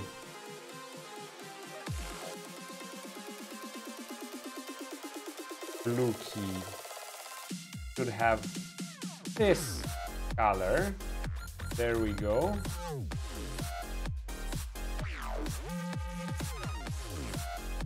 Material instance, material.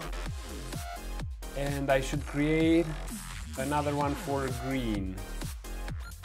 Material instance, green, which also gets moved here. And the green key, I'll get the color. And I'll put it on the green key.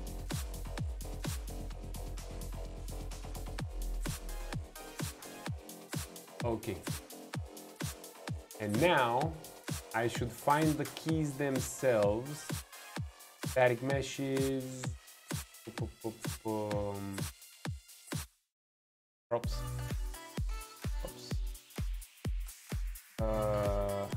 From the blueprint directly. Key pickup.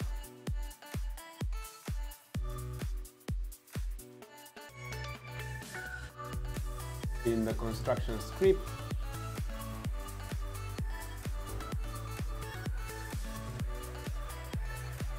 default key color, this one should be material instance green key, and this one should be material instance blue.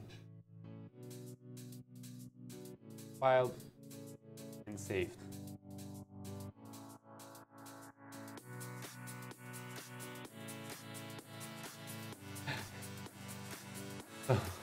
So this is how we realize slowly that everything we know and have in our hometowns is made in Germany. The harsh realizations. Everything, yeah.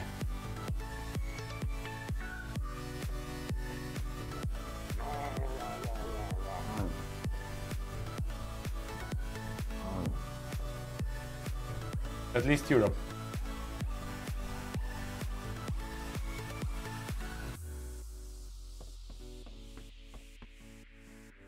They have the same owner. Go figure.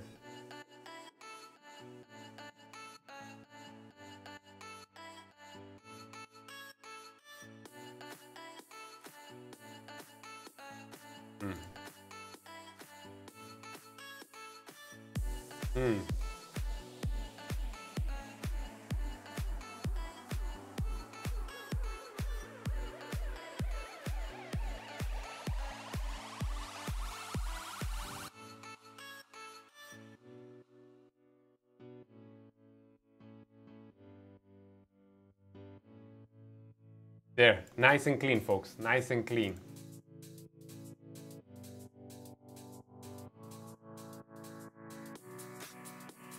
Doesn't like what you do.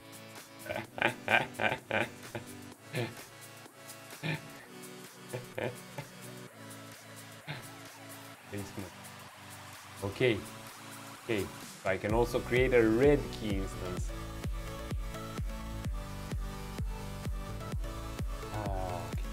Green key.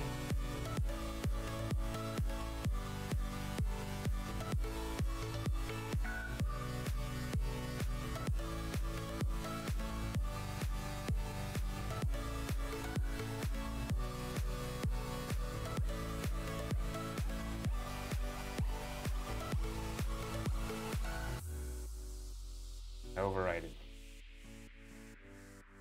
There we go. Green key.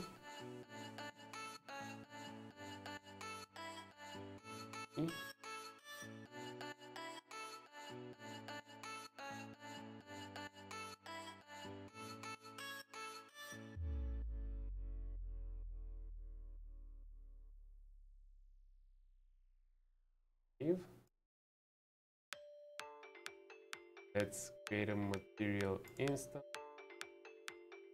Red key.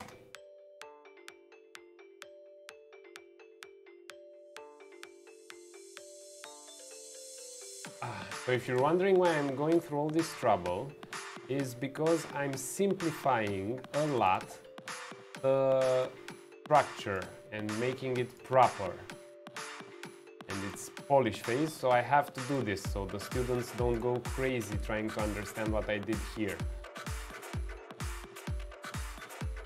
So technically, if I save everything,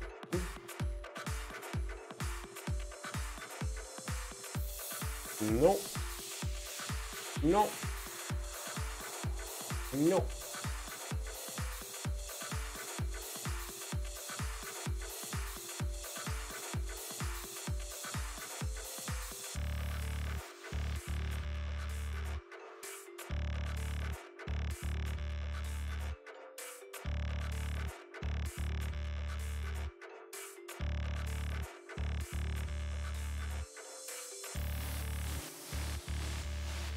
Yep, everything still works, so we're good. Come on, let's play it one more time. No, we won't play it yet.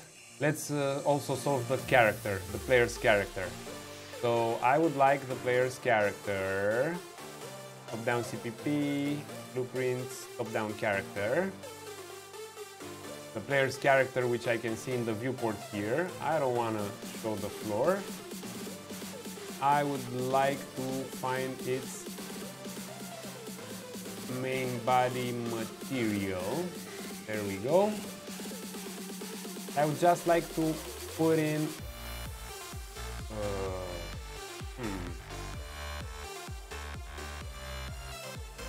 oh, great.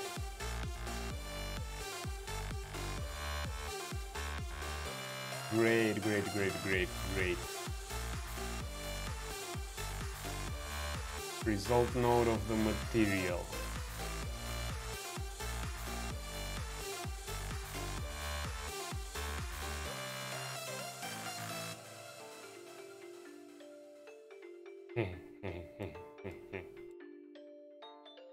Circle fine.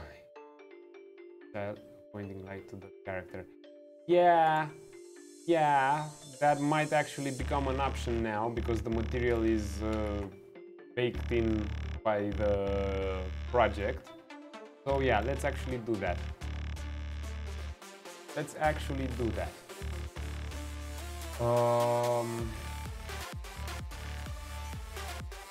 We're gonna parent light. We're gonna parent the character to the material. Which is content, top-down CPP, blueprints, top-down character. So we'll go like add a component, directional light, point.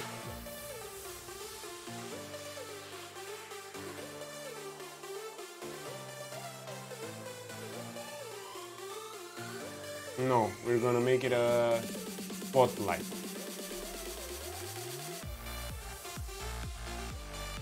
There we go. Gonna parent it to the mesh itself, and we're gonna place it here. Let's be generous.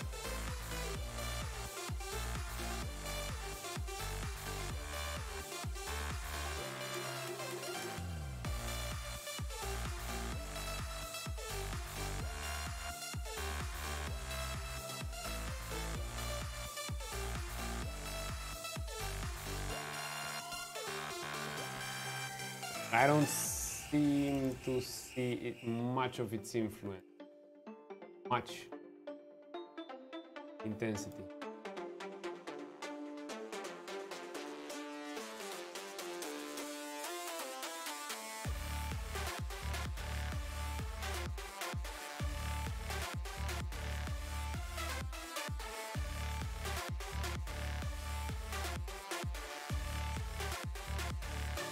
Okay.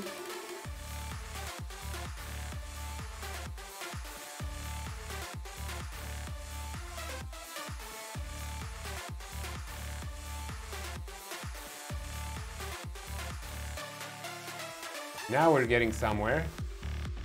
There we go. I would probably like to soften up the shadow a bit. Yeah, I'd like to soften up the shadow, that's for sure. So back to the drawing board. Cast shadows. Do I want to cast shadows? No, I don't want to cast shadows at all. Maybe increase the outer cone to about a 30 degrees. You know what? I might just do this. Just project it. Intensity is good, sorry. Animation radius. Just project it all over the place. And intensity, let's kick it up a notch. Compiled and saved. Come on, let's play it. And if this works out good, oh yeah, nice. Nice. Now we have some light around the character. Nice. Nice, nice, nice, nice. Okay, I'm stuck at this red door. Oh no. Boink. Hello. Hello. Hello. Let's see how the key looks like. Good enough. I can now clearly see it in the darkness. Okay, this looks good. But I would also like to a rainbow light on it. No, I don't think so, no. No, it's just a white light. That would be progressive, but it's just a white light. However, I would also like to expose a variable here or something. Temperature, cast shadows.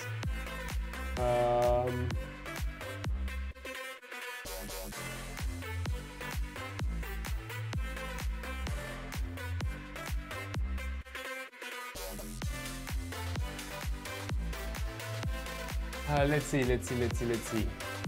Because I'd like to disable it. Hidden in game.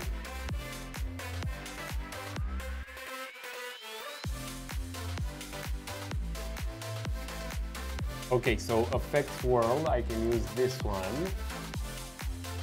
Save. And in the blueprints of this level, on event begin play, we're doing a camera rotation.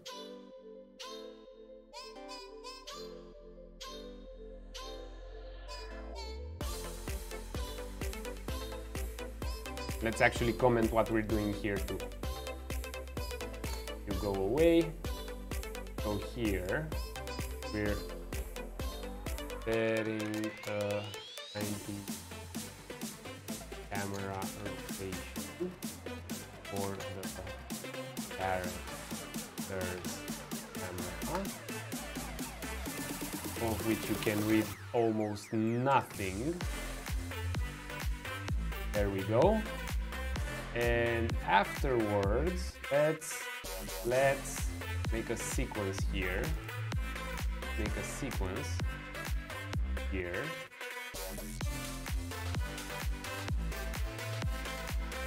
No. Excuse me, folks. Let's make a sequence here.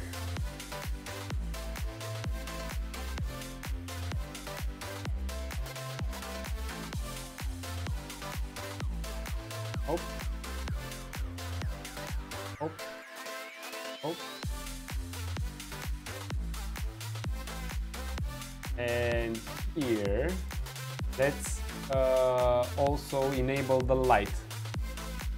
So the light, if I could spell it right, light.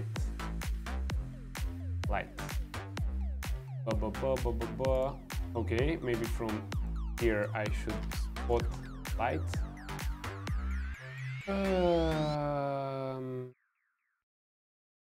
Lighting is visible, set visibility, affects world. Affects world, I should set affect.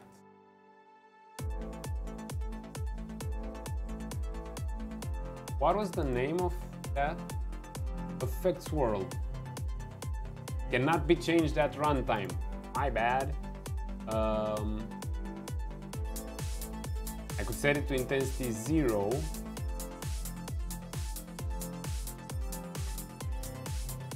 Or I could enable it somehow. Let's see. Let's work as shadows. Use inverse square.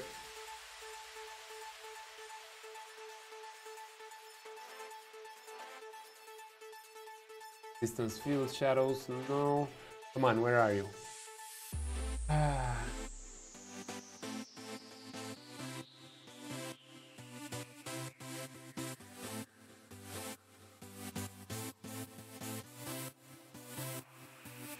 I could set it to 0 with the intensity, but that might not disable it. But you know what? Let's do that. Intensity, set intensity 27,000. Beautiful. Just beautiful. Compile. Save. Okay.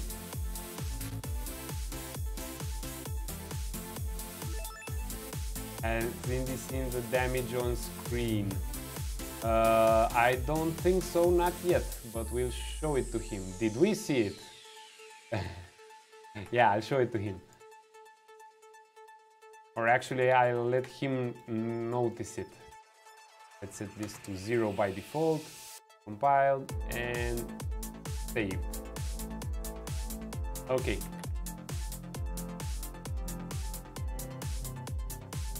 It works.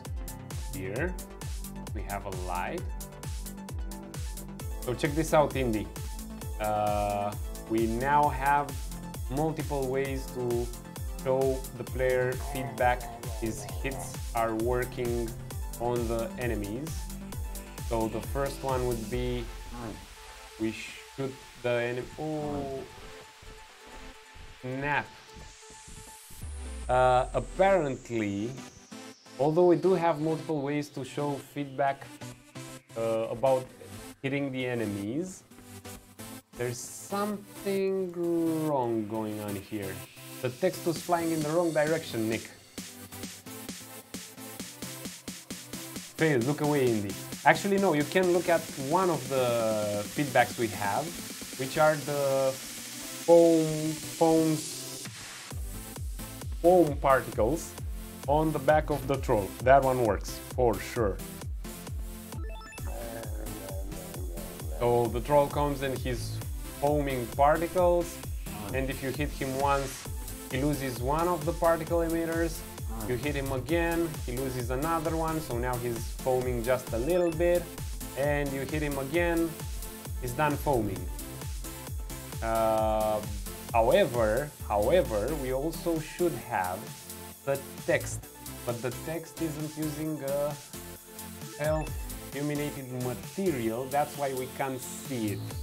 So thanks for that, Nick. Looks like we're gonna have to polish this too. Has Indy seen the... has been... Yeah.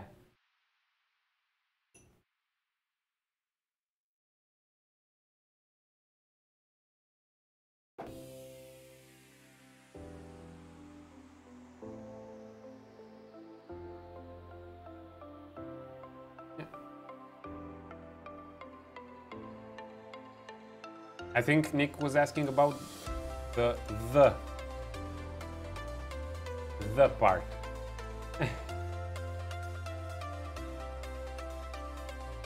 I think. So come on.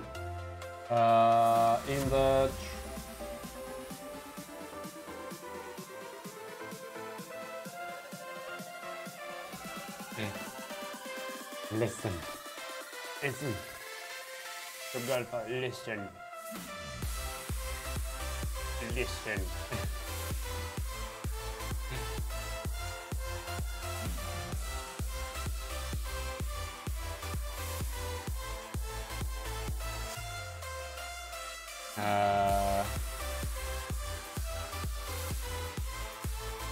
Yes, that's what we were thinking yesterday, Indy. However, we do have the lava trolls, which have the red by default because they're red. So that's why we figured disabling emitters one after another would work better. Content. Where were they? The char troll.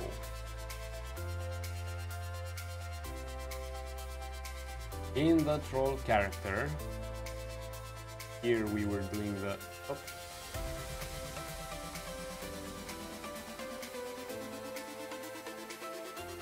Yeah, but what would we do with the other ones?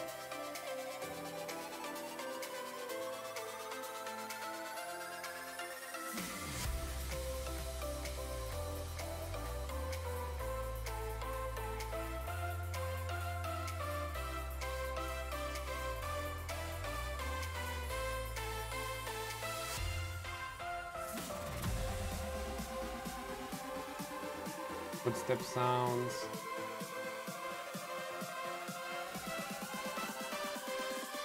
Okay. For this one it's not a problem, but for the other ones it will be.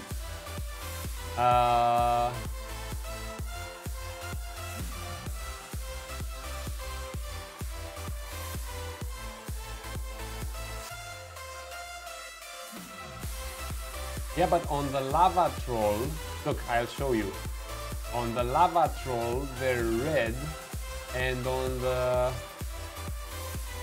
So if I make this an ice troll, they turn to blue, and if I make it a lava troll, they turn to red. So I'd get a double negative feedback here, because this guy still has 3 hits left. Yes. So consistently, the only solution we could figure out, but we're open for suggestions, was to turn off one particle emitter at a time until they run out of particle emitters. All have green, yellow, red. I'll think about it. I'll think about it.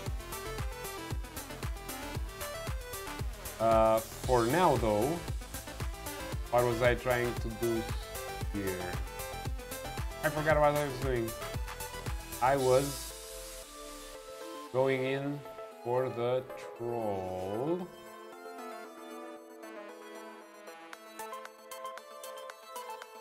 I completely forgot what I was doing. Okay.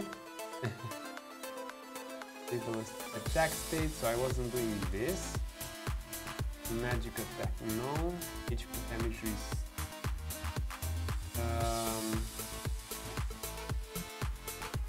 notify other trolls, footsteps.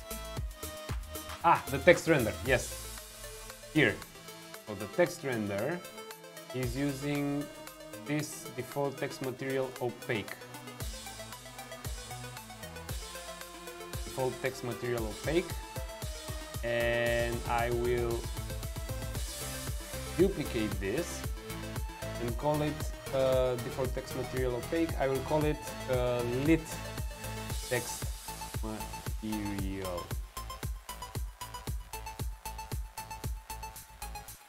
And I will put this in the materials and I will move it here.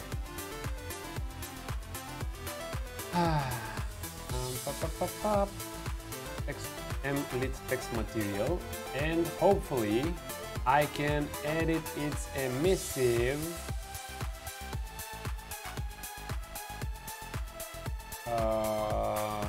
color. Ah. There we go. Nice. Now I save this, and in the character troll I will use the lit text material.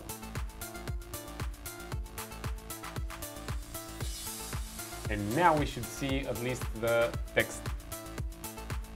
200 meters in. Okay.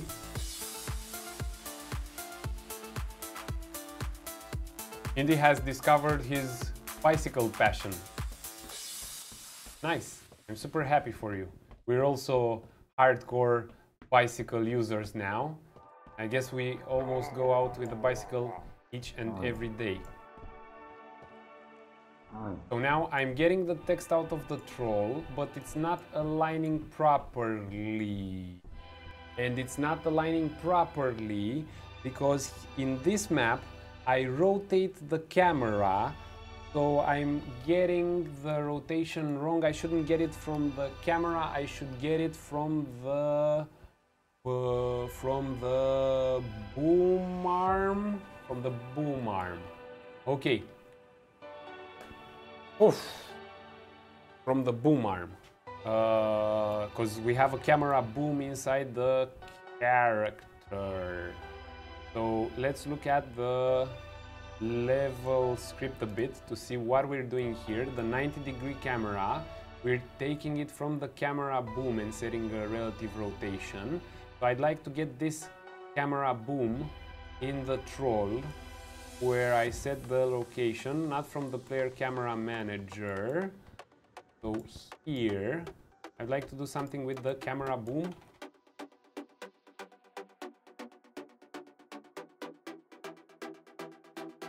Okay, get camera boom from the RPG character. So from the player controller, actor. I should get actor maybe.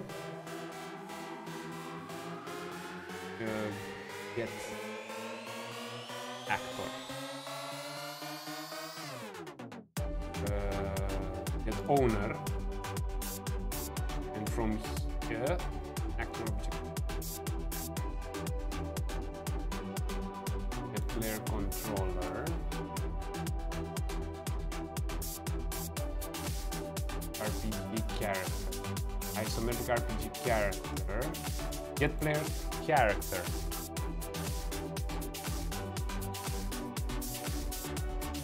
Get player character. What? I should cast it maybe?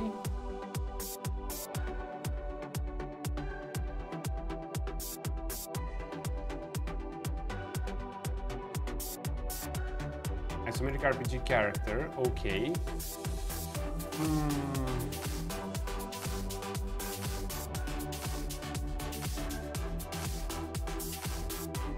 I should cast it. Cast to isometric RPG character, and as isometric RPG character I should get the camera boom, and I should plug this in here.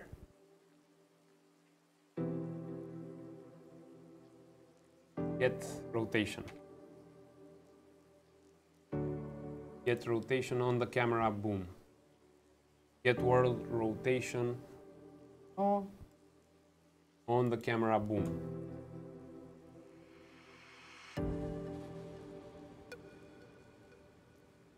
Let's see. How do I do it in the level? Relative rotation. Relative rotation. What? I'll just get everything from here, actually. Put it in here. And it's not as an isometric RPG character. I'll cast it as a top-down character because it works from the character. Hit this, paste this here. So as top-down character, I get the camera boom, I get the relative rotation, I break the rotator, and then I return the value here. And this should work better now. Let's clean up the mess. Nick, please hang on, my friend. I'm cleaning up now. after the thought process is done. Okay.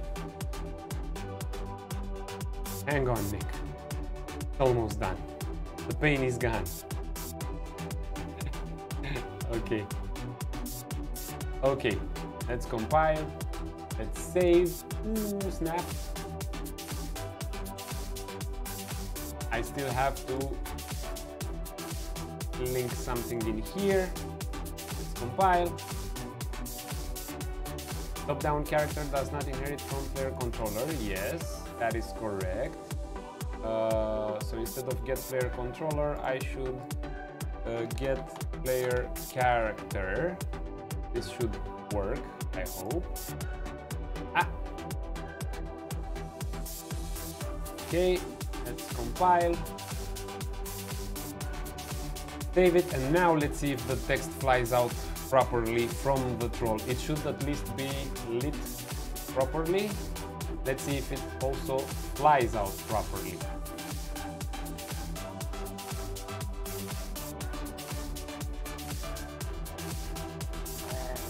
Hello. Okay, okay. I'm getting the proper text now, and I can see it aligned with the camera. Too bad it's completely flipped. So instead of using 90, I will probably have to use minus 90. Whoa, whoa, whoa! Indie Club Live just donated 10 buckaroos for our CPU liquid cooling upgrade.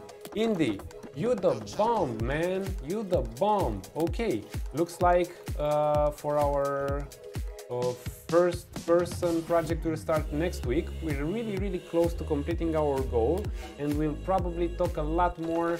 One of my favorite, and I hope Indie's favorite as well, lighting. Leading the player by playing with contrast in lights and material colors, and suggesting through color proper paths and dangerous paths, and we'll be able to do that by compiling lights faster and better and at better resolution. Thank you so much, Indy. Florinel, the rocks do not damage me, yes, and they do not even collide with me. I chose to go that route because it would be very hard to control what happens when that wall explodes, but maybe I could fake a damage. But first, let's solve this equation here, and let's try the rotation to be, instead of minus 90, just 90. And we're gonna have to test it again in the regular maps as well. Again, Indie Club Live, thank you so much for the donation, man. We're so close to reaching our goal. That's amazing, and I couldn't have done it without folks. Thank you. And yes, we'll do a DIY Saturday or something when we'll actually install the cooler. Okay, so it's not 90, because now I'm getting an even weirder rotation. So minus 90 was getting it flipped. Yeah, it's a very good, legitimate question. It's not about the work, because I'd gladly do the work. It's about controlling the end result. But maybe, just maybe, we'll figure something out. Let's just wait and see what this night has in store for us. For now, though, let's fix the text. I want to understand what's going on with that rotation.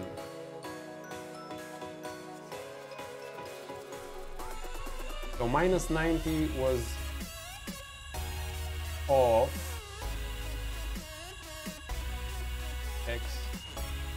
X, Y, Z. Okay, I'm thinking about axes again. So it's X, Y, Z. That's why, because I'm not doing it on the proper axis. It should be on the Tico. It should be on the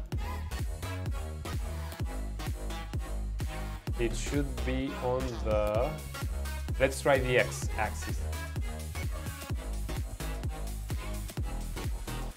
Let's try the x-axis. I'll break this one, make it X, Y, Z. No, it should be on the Z, sorry. Indy completely blew my mind. It should be on the Z and it should be 180. Let's see what's going on. Indy, thank you so much. You are very charitable and nice, and you'll help me either install liquid cooling or set myself on fire during the DIY Twitch when I'll install the liquid cooler. Thank you very much, Indy.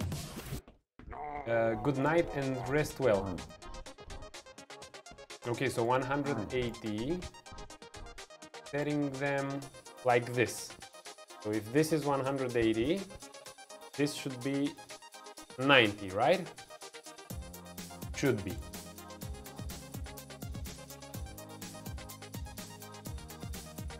$90. Filed and saved. But you know what? I will get its row. Oh man. Oh man.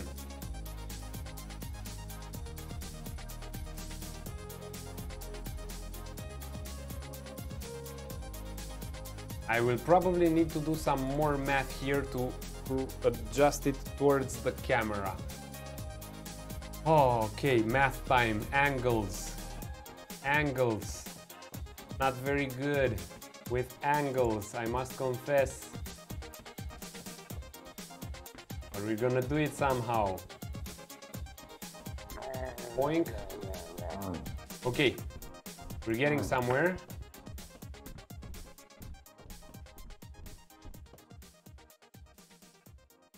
The alignment seems right. I'm almost fixing it, Nick. I'm almost fixing it. I'm still getting some trouble with the rotation. You know what? Let's see how it behaves in the test map. Because this one has default rotation.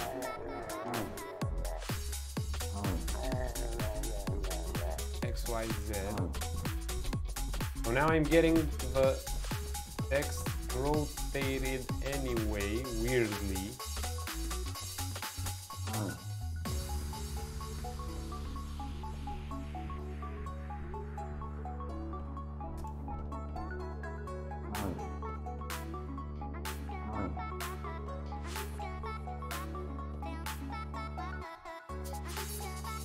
I still have to add to the angles here and there. Oh, I still have to add to the angles. Okay, let's start adding. Let's start adding.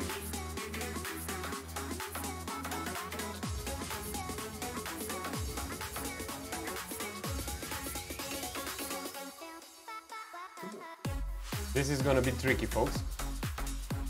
So I'm getting the rotation from the camera boom now. On X, I should add 90 degrees. Come on, let's make some space here. So on X, I should add 90 degrees.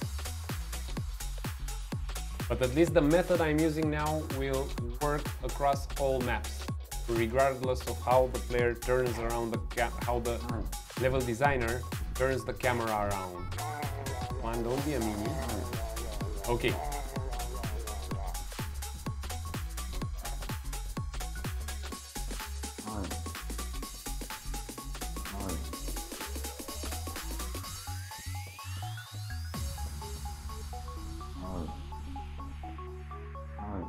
Okay, let's add more to it.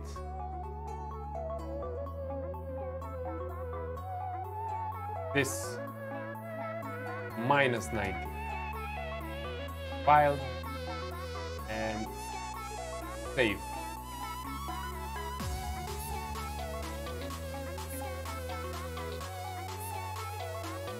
Play.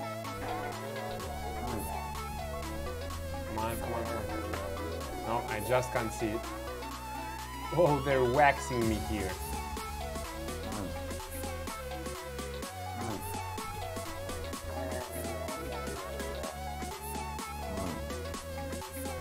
Now it's completely reversed. Now it's completely reversed.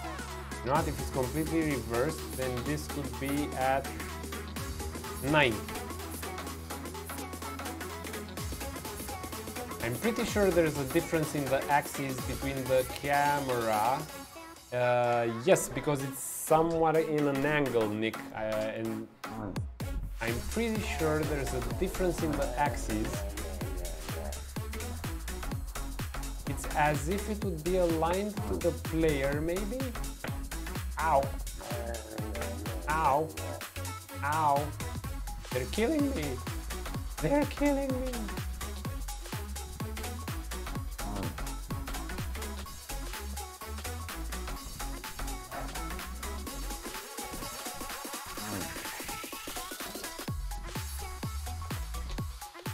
Okay. Okay.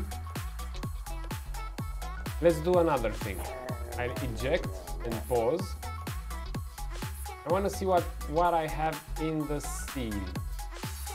World outliner. Camera actor. Where are you, camera actor? And why are you looking in such a funky position?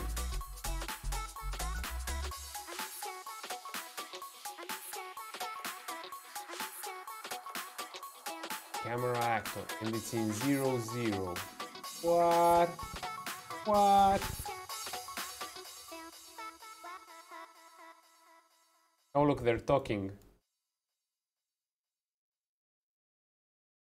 This is print screen material right here.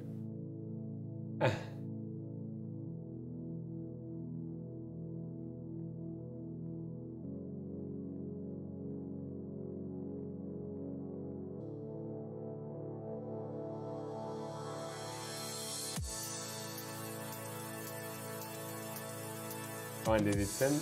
It did send, okay. So the camera actor, nope. What if I pin preview and I possess and I resume? So the camera actor was definitely not the good rotation to get, because it doesn't seem to be updating good. What else do I have here? Boom something? Maybe I have the boom arm? No, I don't have the boom arm.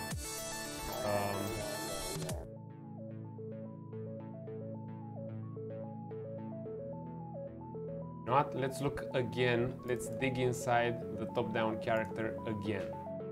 So I have a camera boom, and I have, and this one stays properly there. Top-down camera component. This one I want to use the x-axis. Yeah, that's exactly what I'm trying to do, Nick. Top-down camera component. Okay.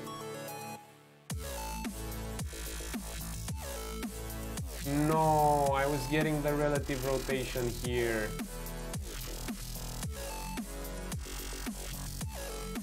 When maybe I was supposed to be getting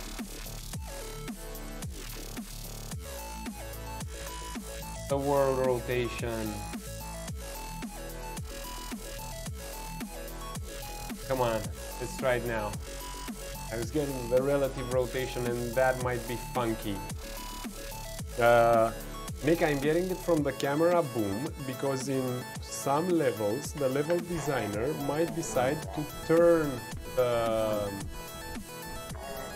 the camera, and I'm not entirely sure the top-down camera component rotates or updates its rotation if I turn the camera boom. So look, if I do this and oh, it's good actually. Okay, it should. Okay, let's get it from the top-down camera component.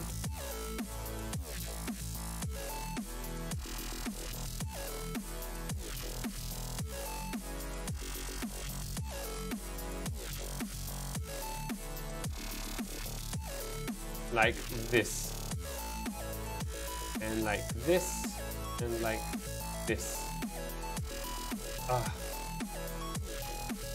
There and there and there. And you know what? Let's do this. Let's move here. And we don't need this anymore. Come on.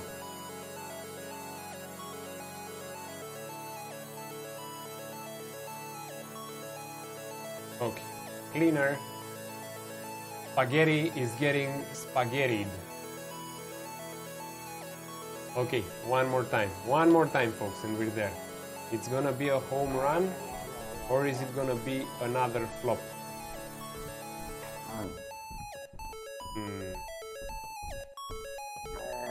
The angles are now coming in really weird. I just need... I just need a 90-degree rotation on... You know what? Let's take it completely clean for now, and we'll start adding in and taking out afterwards. Come on, folks. We got this. Okay. Okay. This works. It's on the opposite side, but it works. I just have to flip it, but it works. Okay, now I want to see how this performs in the map where I rotate manually the camera at level start. Save selected or don't save, don't save. So here, because here we do a 90-degree rotation on the camera. And let's see how this goes.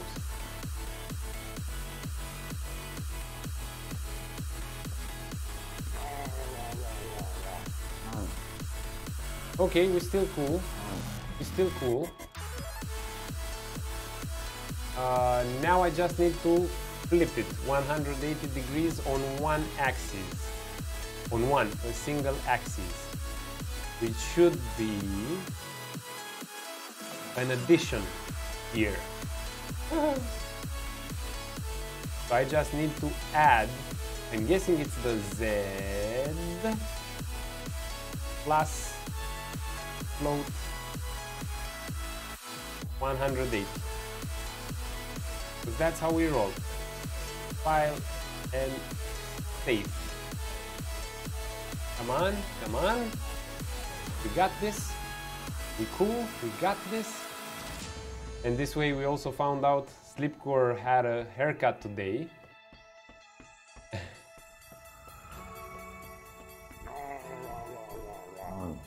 Okay, we're getting somewhere. But now I also need to tilt it backwards, and that would be on the... which axis?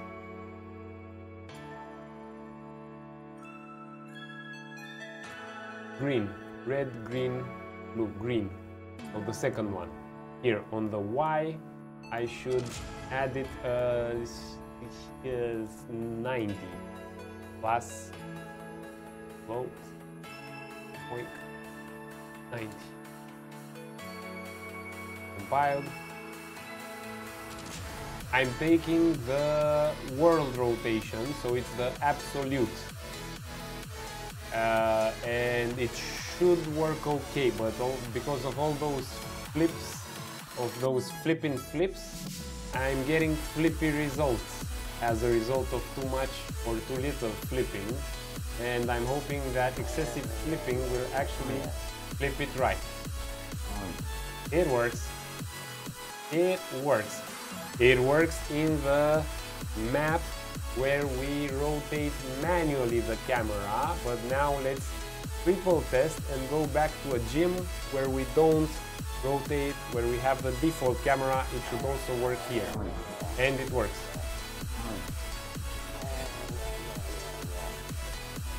Yes, it works. I'll check. You know what, Slip?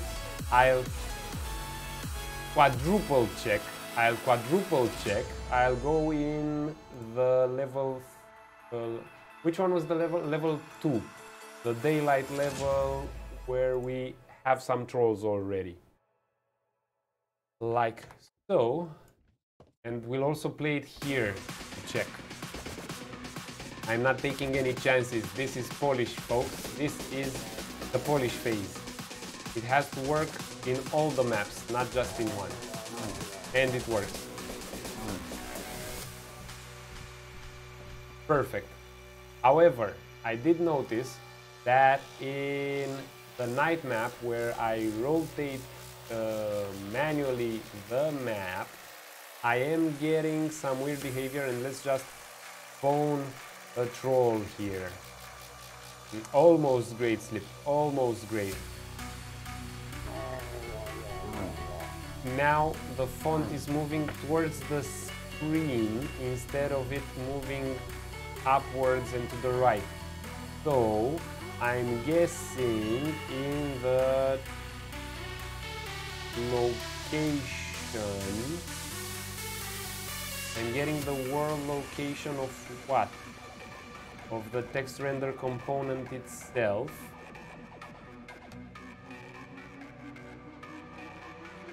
Okay, I'm getting the world location and I'm just moving it upwards with set world location.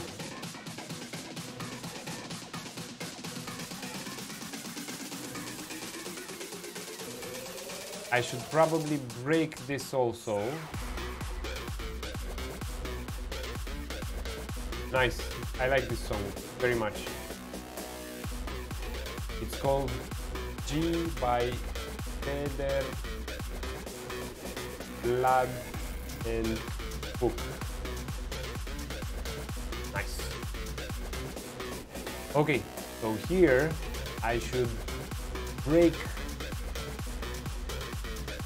a vector, and I should also add on Z plus vector, float, pardon, sorry, plus float, pardon, float plus float, where this could be the float to which I add, and then I should make a vector again. Easy, right? Easy. That's exactly what I was expecting us to do today. No, I'm kidding. I was not expecting this at all. Okay. Easy, right? Come on. Okay. Let's see if it works now properly. Yep. Now it's moving upwards regardless of the camera rotation. Nice. And let's do one more thing and we're done. Let's increase the distance at which it moves. So time is 0.5 and value is 5. Let's put it at 10. And you know what? Let's put it at 0.75 and the length should also be 0.75. File, save, tested, and we'll start building. Boom. Boom, it works. You have no place in this map, sir. And now we'll do the test in level 2 as well. Boom. And here, if it works here, we'll just distribute the build with everyone as usual, and I'll head out probably for a night ride with the bicycles if Irina also wants to. Yes, yes, now it's working properly. I just shot the sky, but the health is working properly. Nice. No, don't you set me on fire, sir. I have the higher ground, so according to Sun Tzu, I should be winning. Bam! Told you I'd win. I would still need to do some collision here between the troll and the player. But I guess I'll do that tomorrow. It's no pressure to do it today. Looks very good. Sometimes the cursor hits, yeah, here. But guess what? I think this actually happens. And Slipcore, you know what? It's getting a bit late, but I can still do this. And coding hangovers are awesome because they're coding hangovers. Nick, if you're still here, my friend, brace yourself. Let's actually see on which collision channels the cursor detects and how. Yeah, you know what's coming, Slip. So, cursor to world. Aha, someone squatted too much yesterday. So, cursor to world. This is just the decal. I want to see where I fire the magic orb. Region.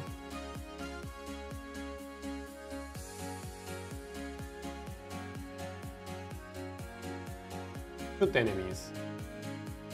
Input action.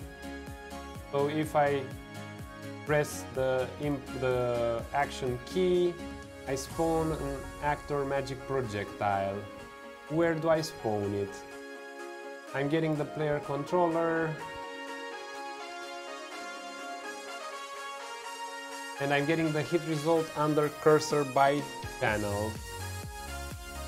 Remember a tree and Miles at a tree. Yeah.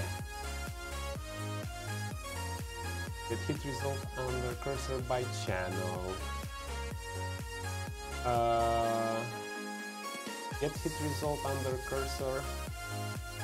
Get result under cursor. We might be able. No, we're not.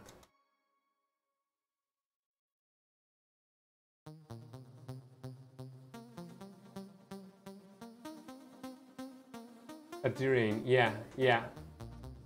So I have to check only with surfaces on which the player can also move. I have a special collision channel.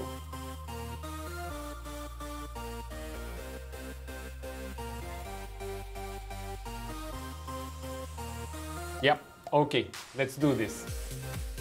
Let's do this, folks. Let's bulletproof our raycasting. We might be able to do it without firing up C++. We just might.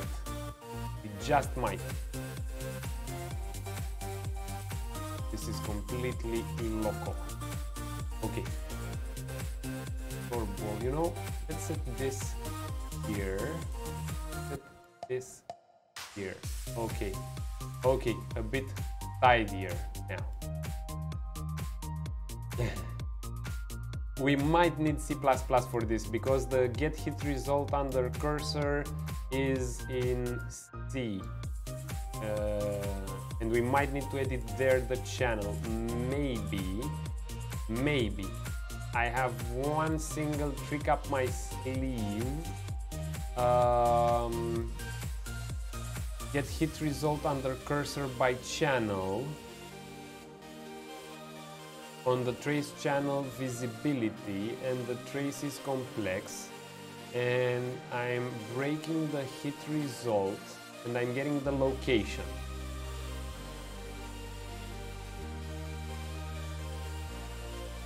Okay, I double clicked it. Visual Studio should fire up because we have to read this function in C++ and see what's going on here.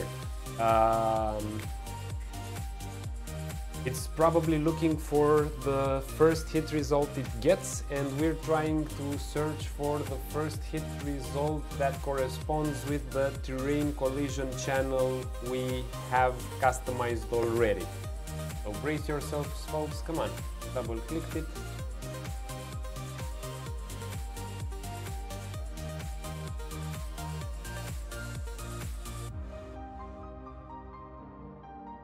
Yes. I don't know why Visual Studio is not firing up at all. Come on, double click. Reading C++ symbols. Visual, where are you? I'll try to open it manually. There we go, but it's I opened it manually here.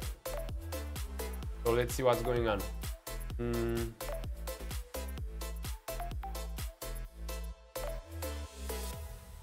Double click. Okay, so you don't want to cooperate like this. Recent projects. Isometric RP. Yes.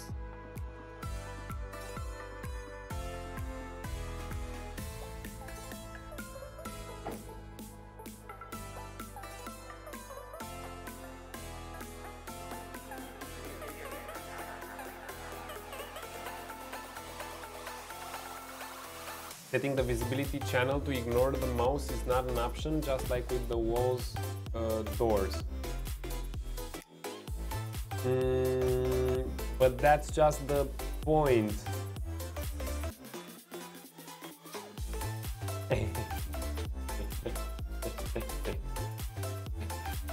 Setting the visibility channel to ignore the mouse is not an option, just like with the walls and doors. Okay, Slip, that's actually a very good question. Visibility. Edit, project settings.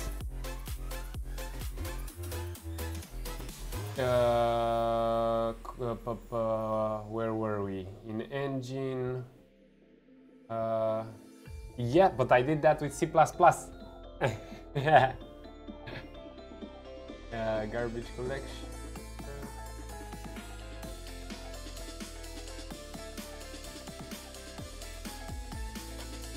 It's a different function for the cursor navigation. Let's actually check. You know what? Let's actually check. So, yeah, the navigation is in character movement, which is a C++ class entirely. Let's see where it is. Find class in content browser. Oh, okay, there we go. Find class in content browser for the cursor to world. But no, because this is just doing that. Character movement. Find class in content browser. I'm using this class. Now I'm loading up Visual Studio properly. So I could close the other one properly. Now I'm attached to the project. There we go. Yeah, okay.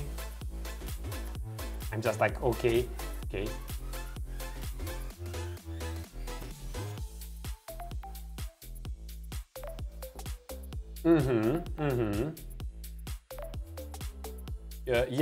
Yes, but I've set it in here in C++.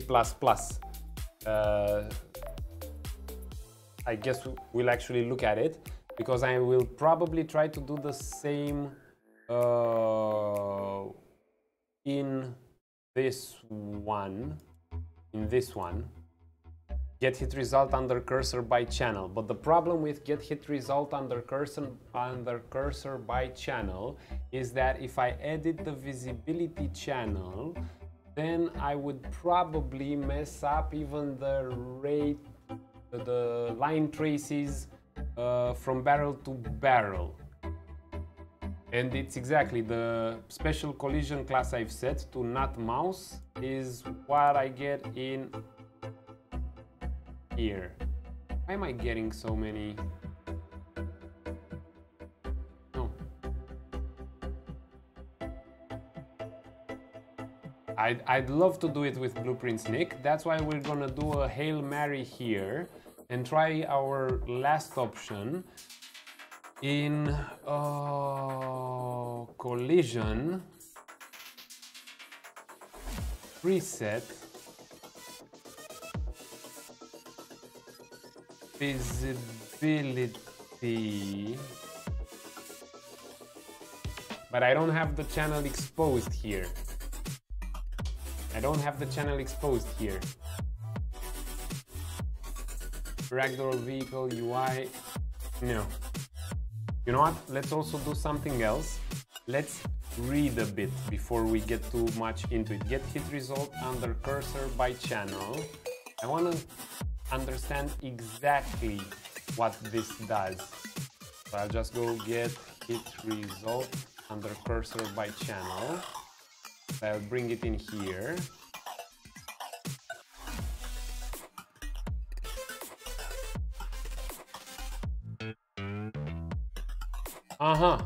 trace type query. And this is an enum. Wait.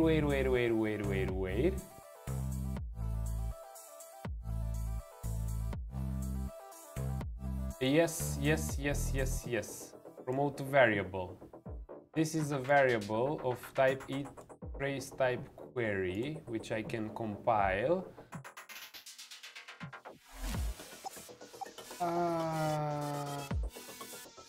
Visibility, camera, and mouse navigation.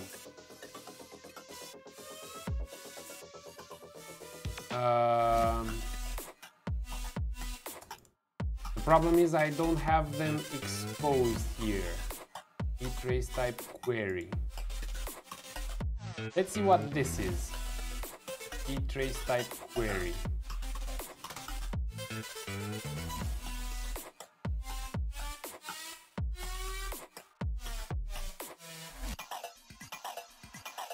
What is trace type query?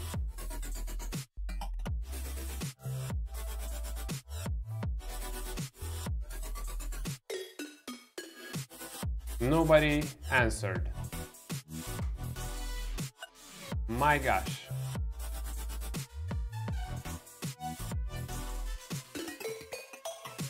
My gosh. So we're getting way too much contradictory information in the forum. You cannot load the text-based save game with blueprints. Yes. The Sleepcore, you might have said too much. You might have said too much because right now, as I'm trying to actually build something for the project Nick and I started working on, for the project in which Nick also was kind enough to involve me, I'm actually trying to customize a bit the save file, and I think I might go C++ there as well.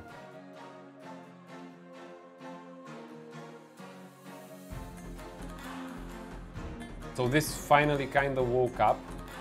I'm getting the character movement component. Okay. But why do I have two of them? Not you. Okay. Character movement component.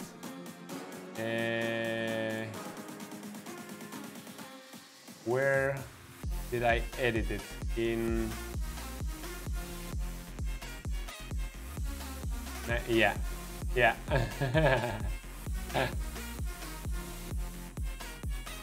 Not sure I edited here. Definitely did not edit here. Come on.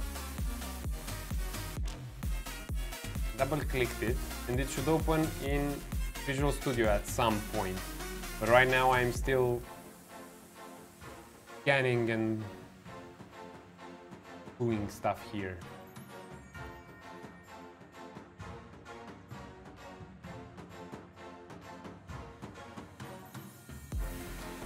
Oh gosh,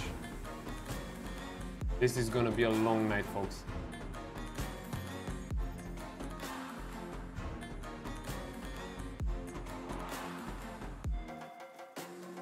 Deep, maybe. All time. Motion.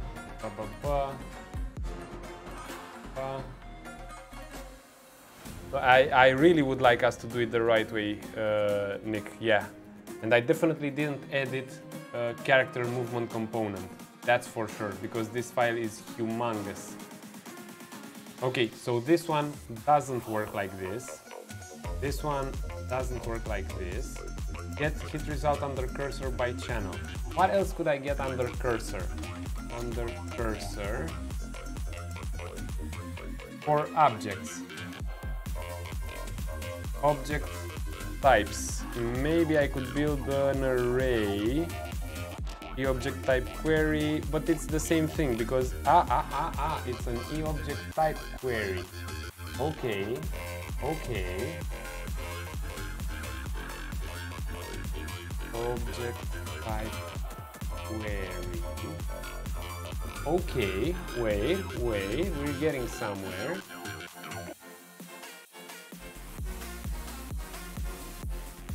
Yes. World static, world dynamic doesn't help me that much. Yeah. I already did when I was having the call with you, Nick. Oh man. So maybe I can make a object type query. World static, world dynamic, constructible, projectile, and statics. This I can maybe make.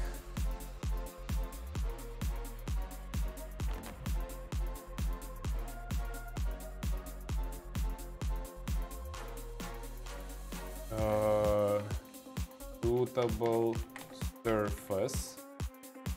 The default response should be a block. Okay. And maybe I can get it to show up. Yes. Yes. Shows up here. Okay. So now I just defined a shootable surface. And now with this, it's not plugged in yet, it's a complete mess and a disaster, but with this,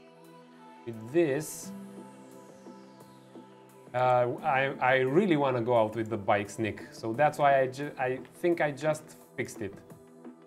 So this could become in the collision presets.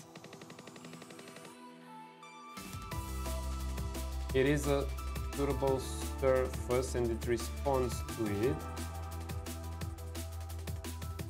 Okay, we're getting somewhere, folks. We're getting somewhere. Check this out. So, project settings, collision. By default, I want it to ignore. And in my mouse navigation, in my preset, block all mouse, I will also block for shootable surface. Accept. And now, probably, but I'm not yet certain about it, I should only be able to shoot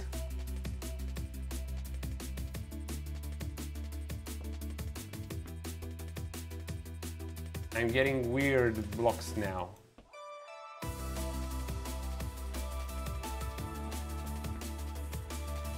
And I'm actually, yeah, because it's probably trying to hit towards the,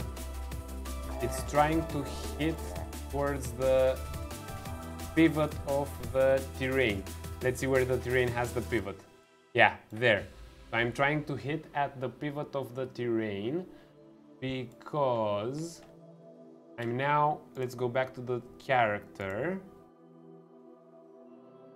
Get hit result under cursor for objects. I'm getting the location and I should get the impact point. Compile.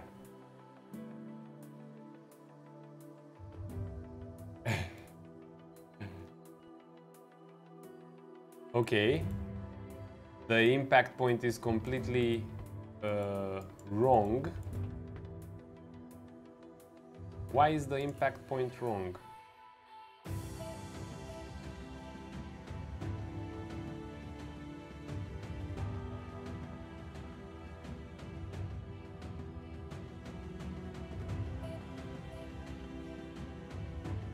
Location of the actual contact point of the trace shape with the surface of the hit object, because I'm doing it under cursor for objects, normal, impact normal,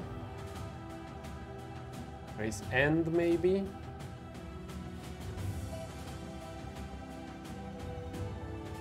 trace end. Nope, I'm still getting its pivot like it's no, like there's no tomorrow.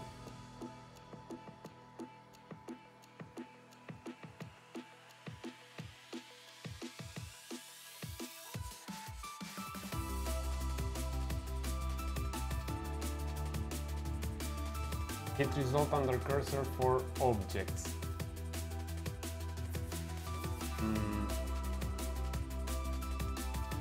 Hit result under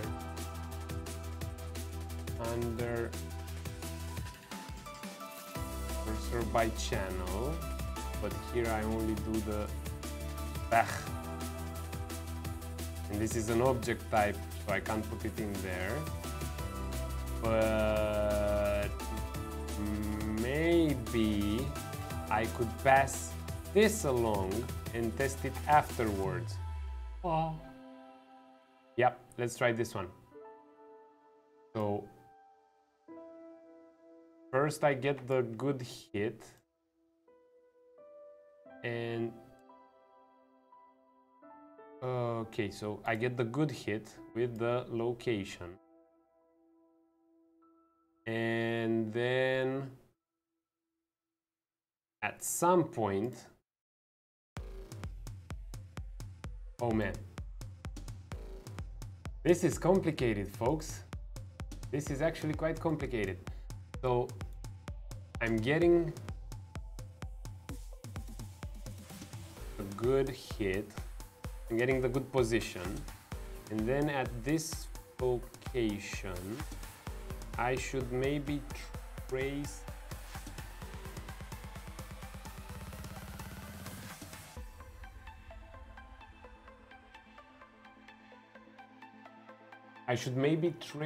from the player. Yeah, no. Okay, this will probably stay like this for now. I'll build it and I'll see what I can do. Get hit result under cursor by channel. You know what? I want to see here. Get hit result. If I have the file somehow. Get hit result under cursor. Okay. Under cursor. Get window, get, okay, hit result.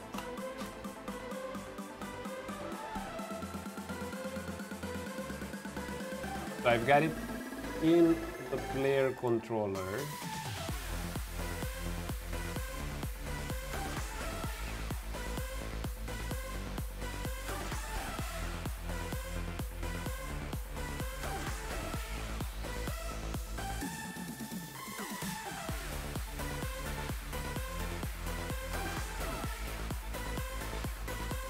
Go to definition.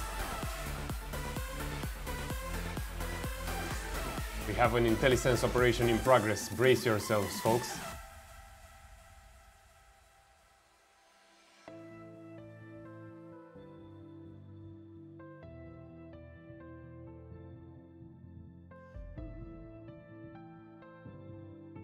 It's engine side for sure. Okay. Blueprint callable. Game player, trace complex it can be or not. E trace type query, trace complex, F hit result is the hit result, okay. Go to definition. There we go.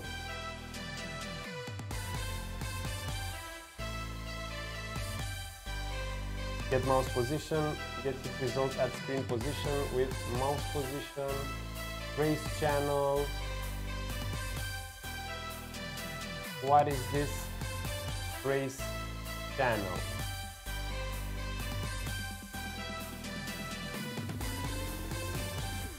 trace type query.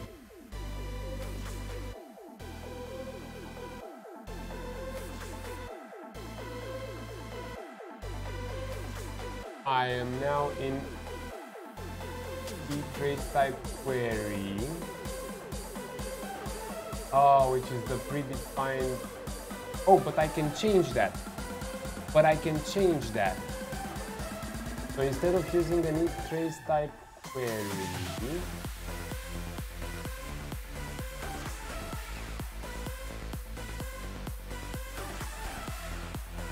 I could probably change this. I don't like it that it's in the engine, so I probably should inherit from this and change just for my own purpose in the game code. But technically, let's see result as composite. So the trace channel is using the need trace type query. But if I'm not mistaken, let's see, because I remember editing, I really have to see how I edited the movement, character movement. Person world. Where did I get this right? Had init, footstep sounds, character move.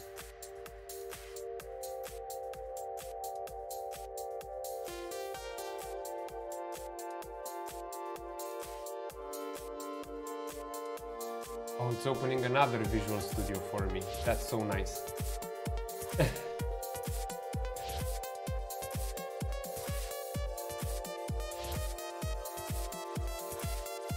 No, we're not doing this. Because we have this one. Character movement. So here... motion, Where did I do this?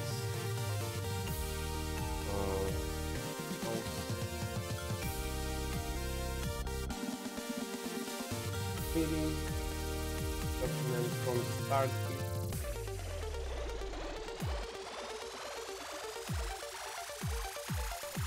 I should have had a comment here or there.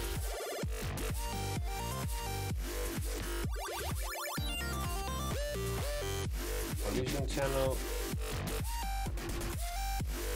Get result under cursor by channel, under finger. Oh man. By channel, this one. Trace type query.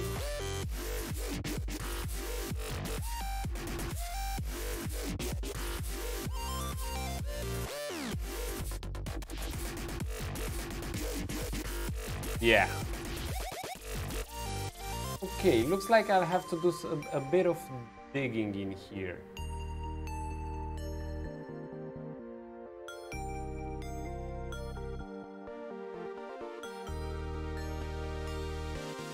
For objects, get the result on okay. And this is with an array of the object type query.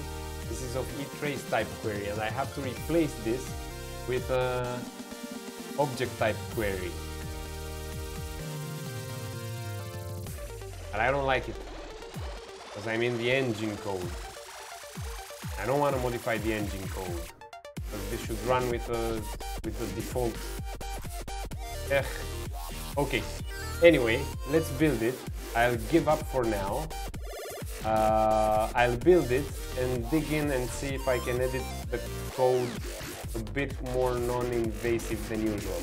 So for now, we will live with this bug as it is. We'll be shooting on rocks and everything that we hit with the cursor, like this. Yeah, that's probably how it's gonna happen. although might involve a bit more time because I have to see exactly how I can override that class in the game code only. So that might take a while because I'd need to make my own function which overrides that function and put it somewhere, and yeah, might be a bit too complicated even for someone like me. Okay, let's package the entire project, come on. And you know what, before we package it, let's actually delete the save file from here.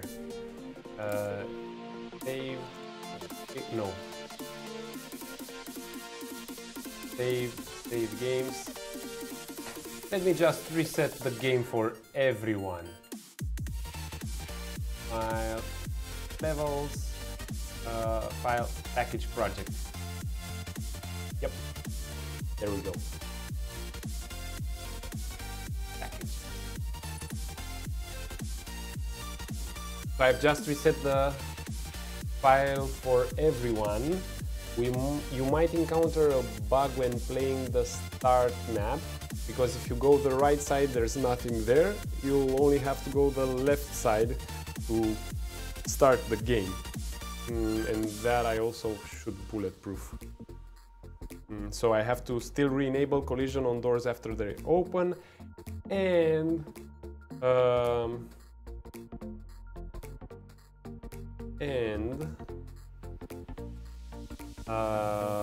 bulletproof non-existent save file in the start map. Visual Studios are opening from time to time. Unreal remembers to open the files I double-clicked on like 15 minutes ago, but that's okay. This one is the good one. This one we'll keep. He was the one that was cooperating. Nick, no pressure, my friend. Thank you for playing it so far anyway. And I'm doing this hopefully for everyone who jumped in the stream and didn't yet get the build. So come on, we have it in the package folder. Let's call it 21st of June, because it might still be 21st of June for some of us, and because we started the stream on 21st of June. Nick, you're super nice. Thank you. So, June 21st. There we go. And let us go in our drive folder.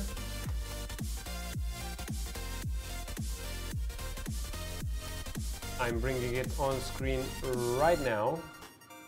Oh, there we go. But I have to drop it in builds folder. Come on, June 21st. There we go. It's uploading. Let me check the stream health just to make sure. Yeah, we're good. Less than a minute. Come on, tiny wheel. Fill up. So remember, we're gonna start a new season. Let's see if I can find a nice screen on which to say this while we're uploading. This one. So remember, starting next week on Wednesday, we're gonna start a new season where we'll hit a new project, and we'll just use the first person template from Unreal Engine, and we'll build our own first person puzzle adventure game bit by bit. If you didn't punch that follow or subscribe button, depending on your taste and flavor, please do so. It will be Twitch exclusive this time. It will be Twitch exclusive. Most of the levels and maps viewers are from Twitch, and I want to switch to a single platform where we have where I could use like the full functionality of the platform. And I won't deny this, I'm also very pleased to announce I can now become a Twitch affiliate. That's super cool. I have to thank all of you for that. Here's the link. You have the build, June 21st. Play it around. It should already be better. But we're still fixing stuff with it.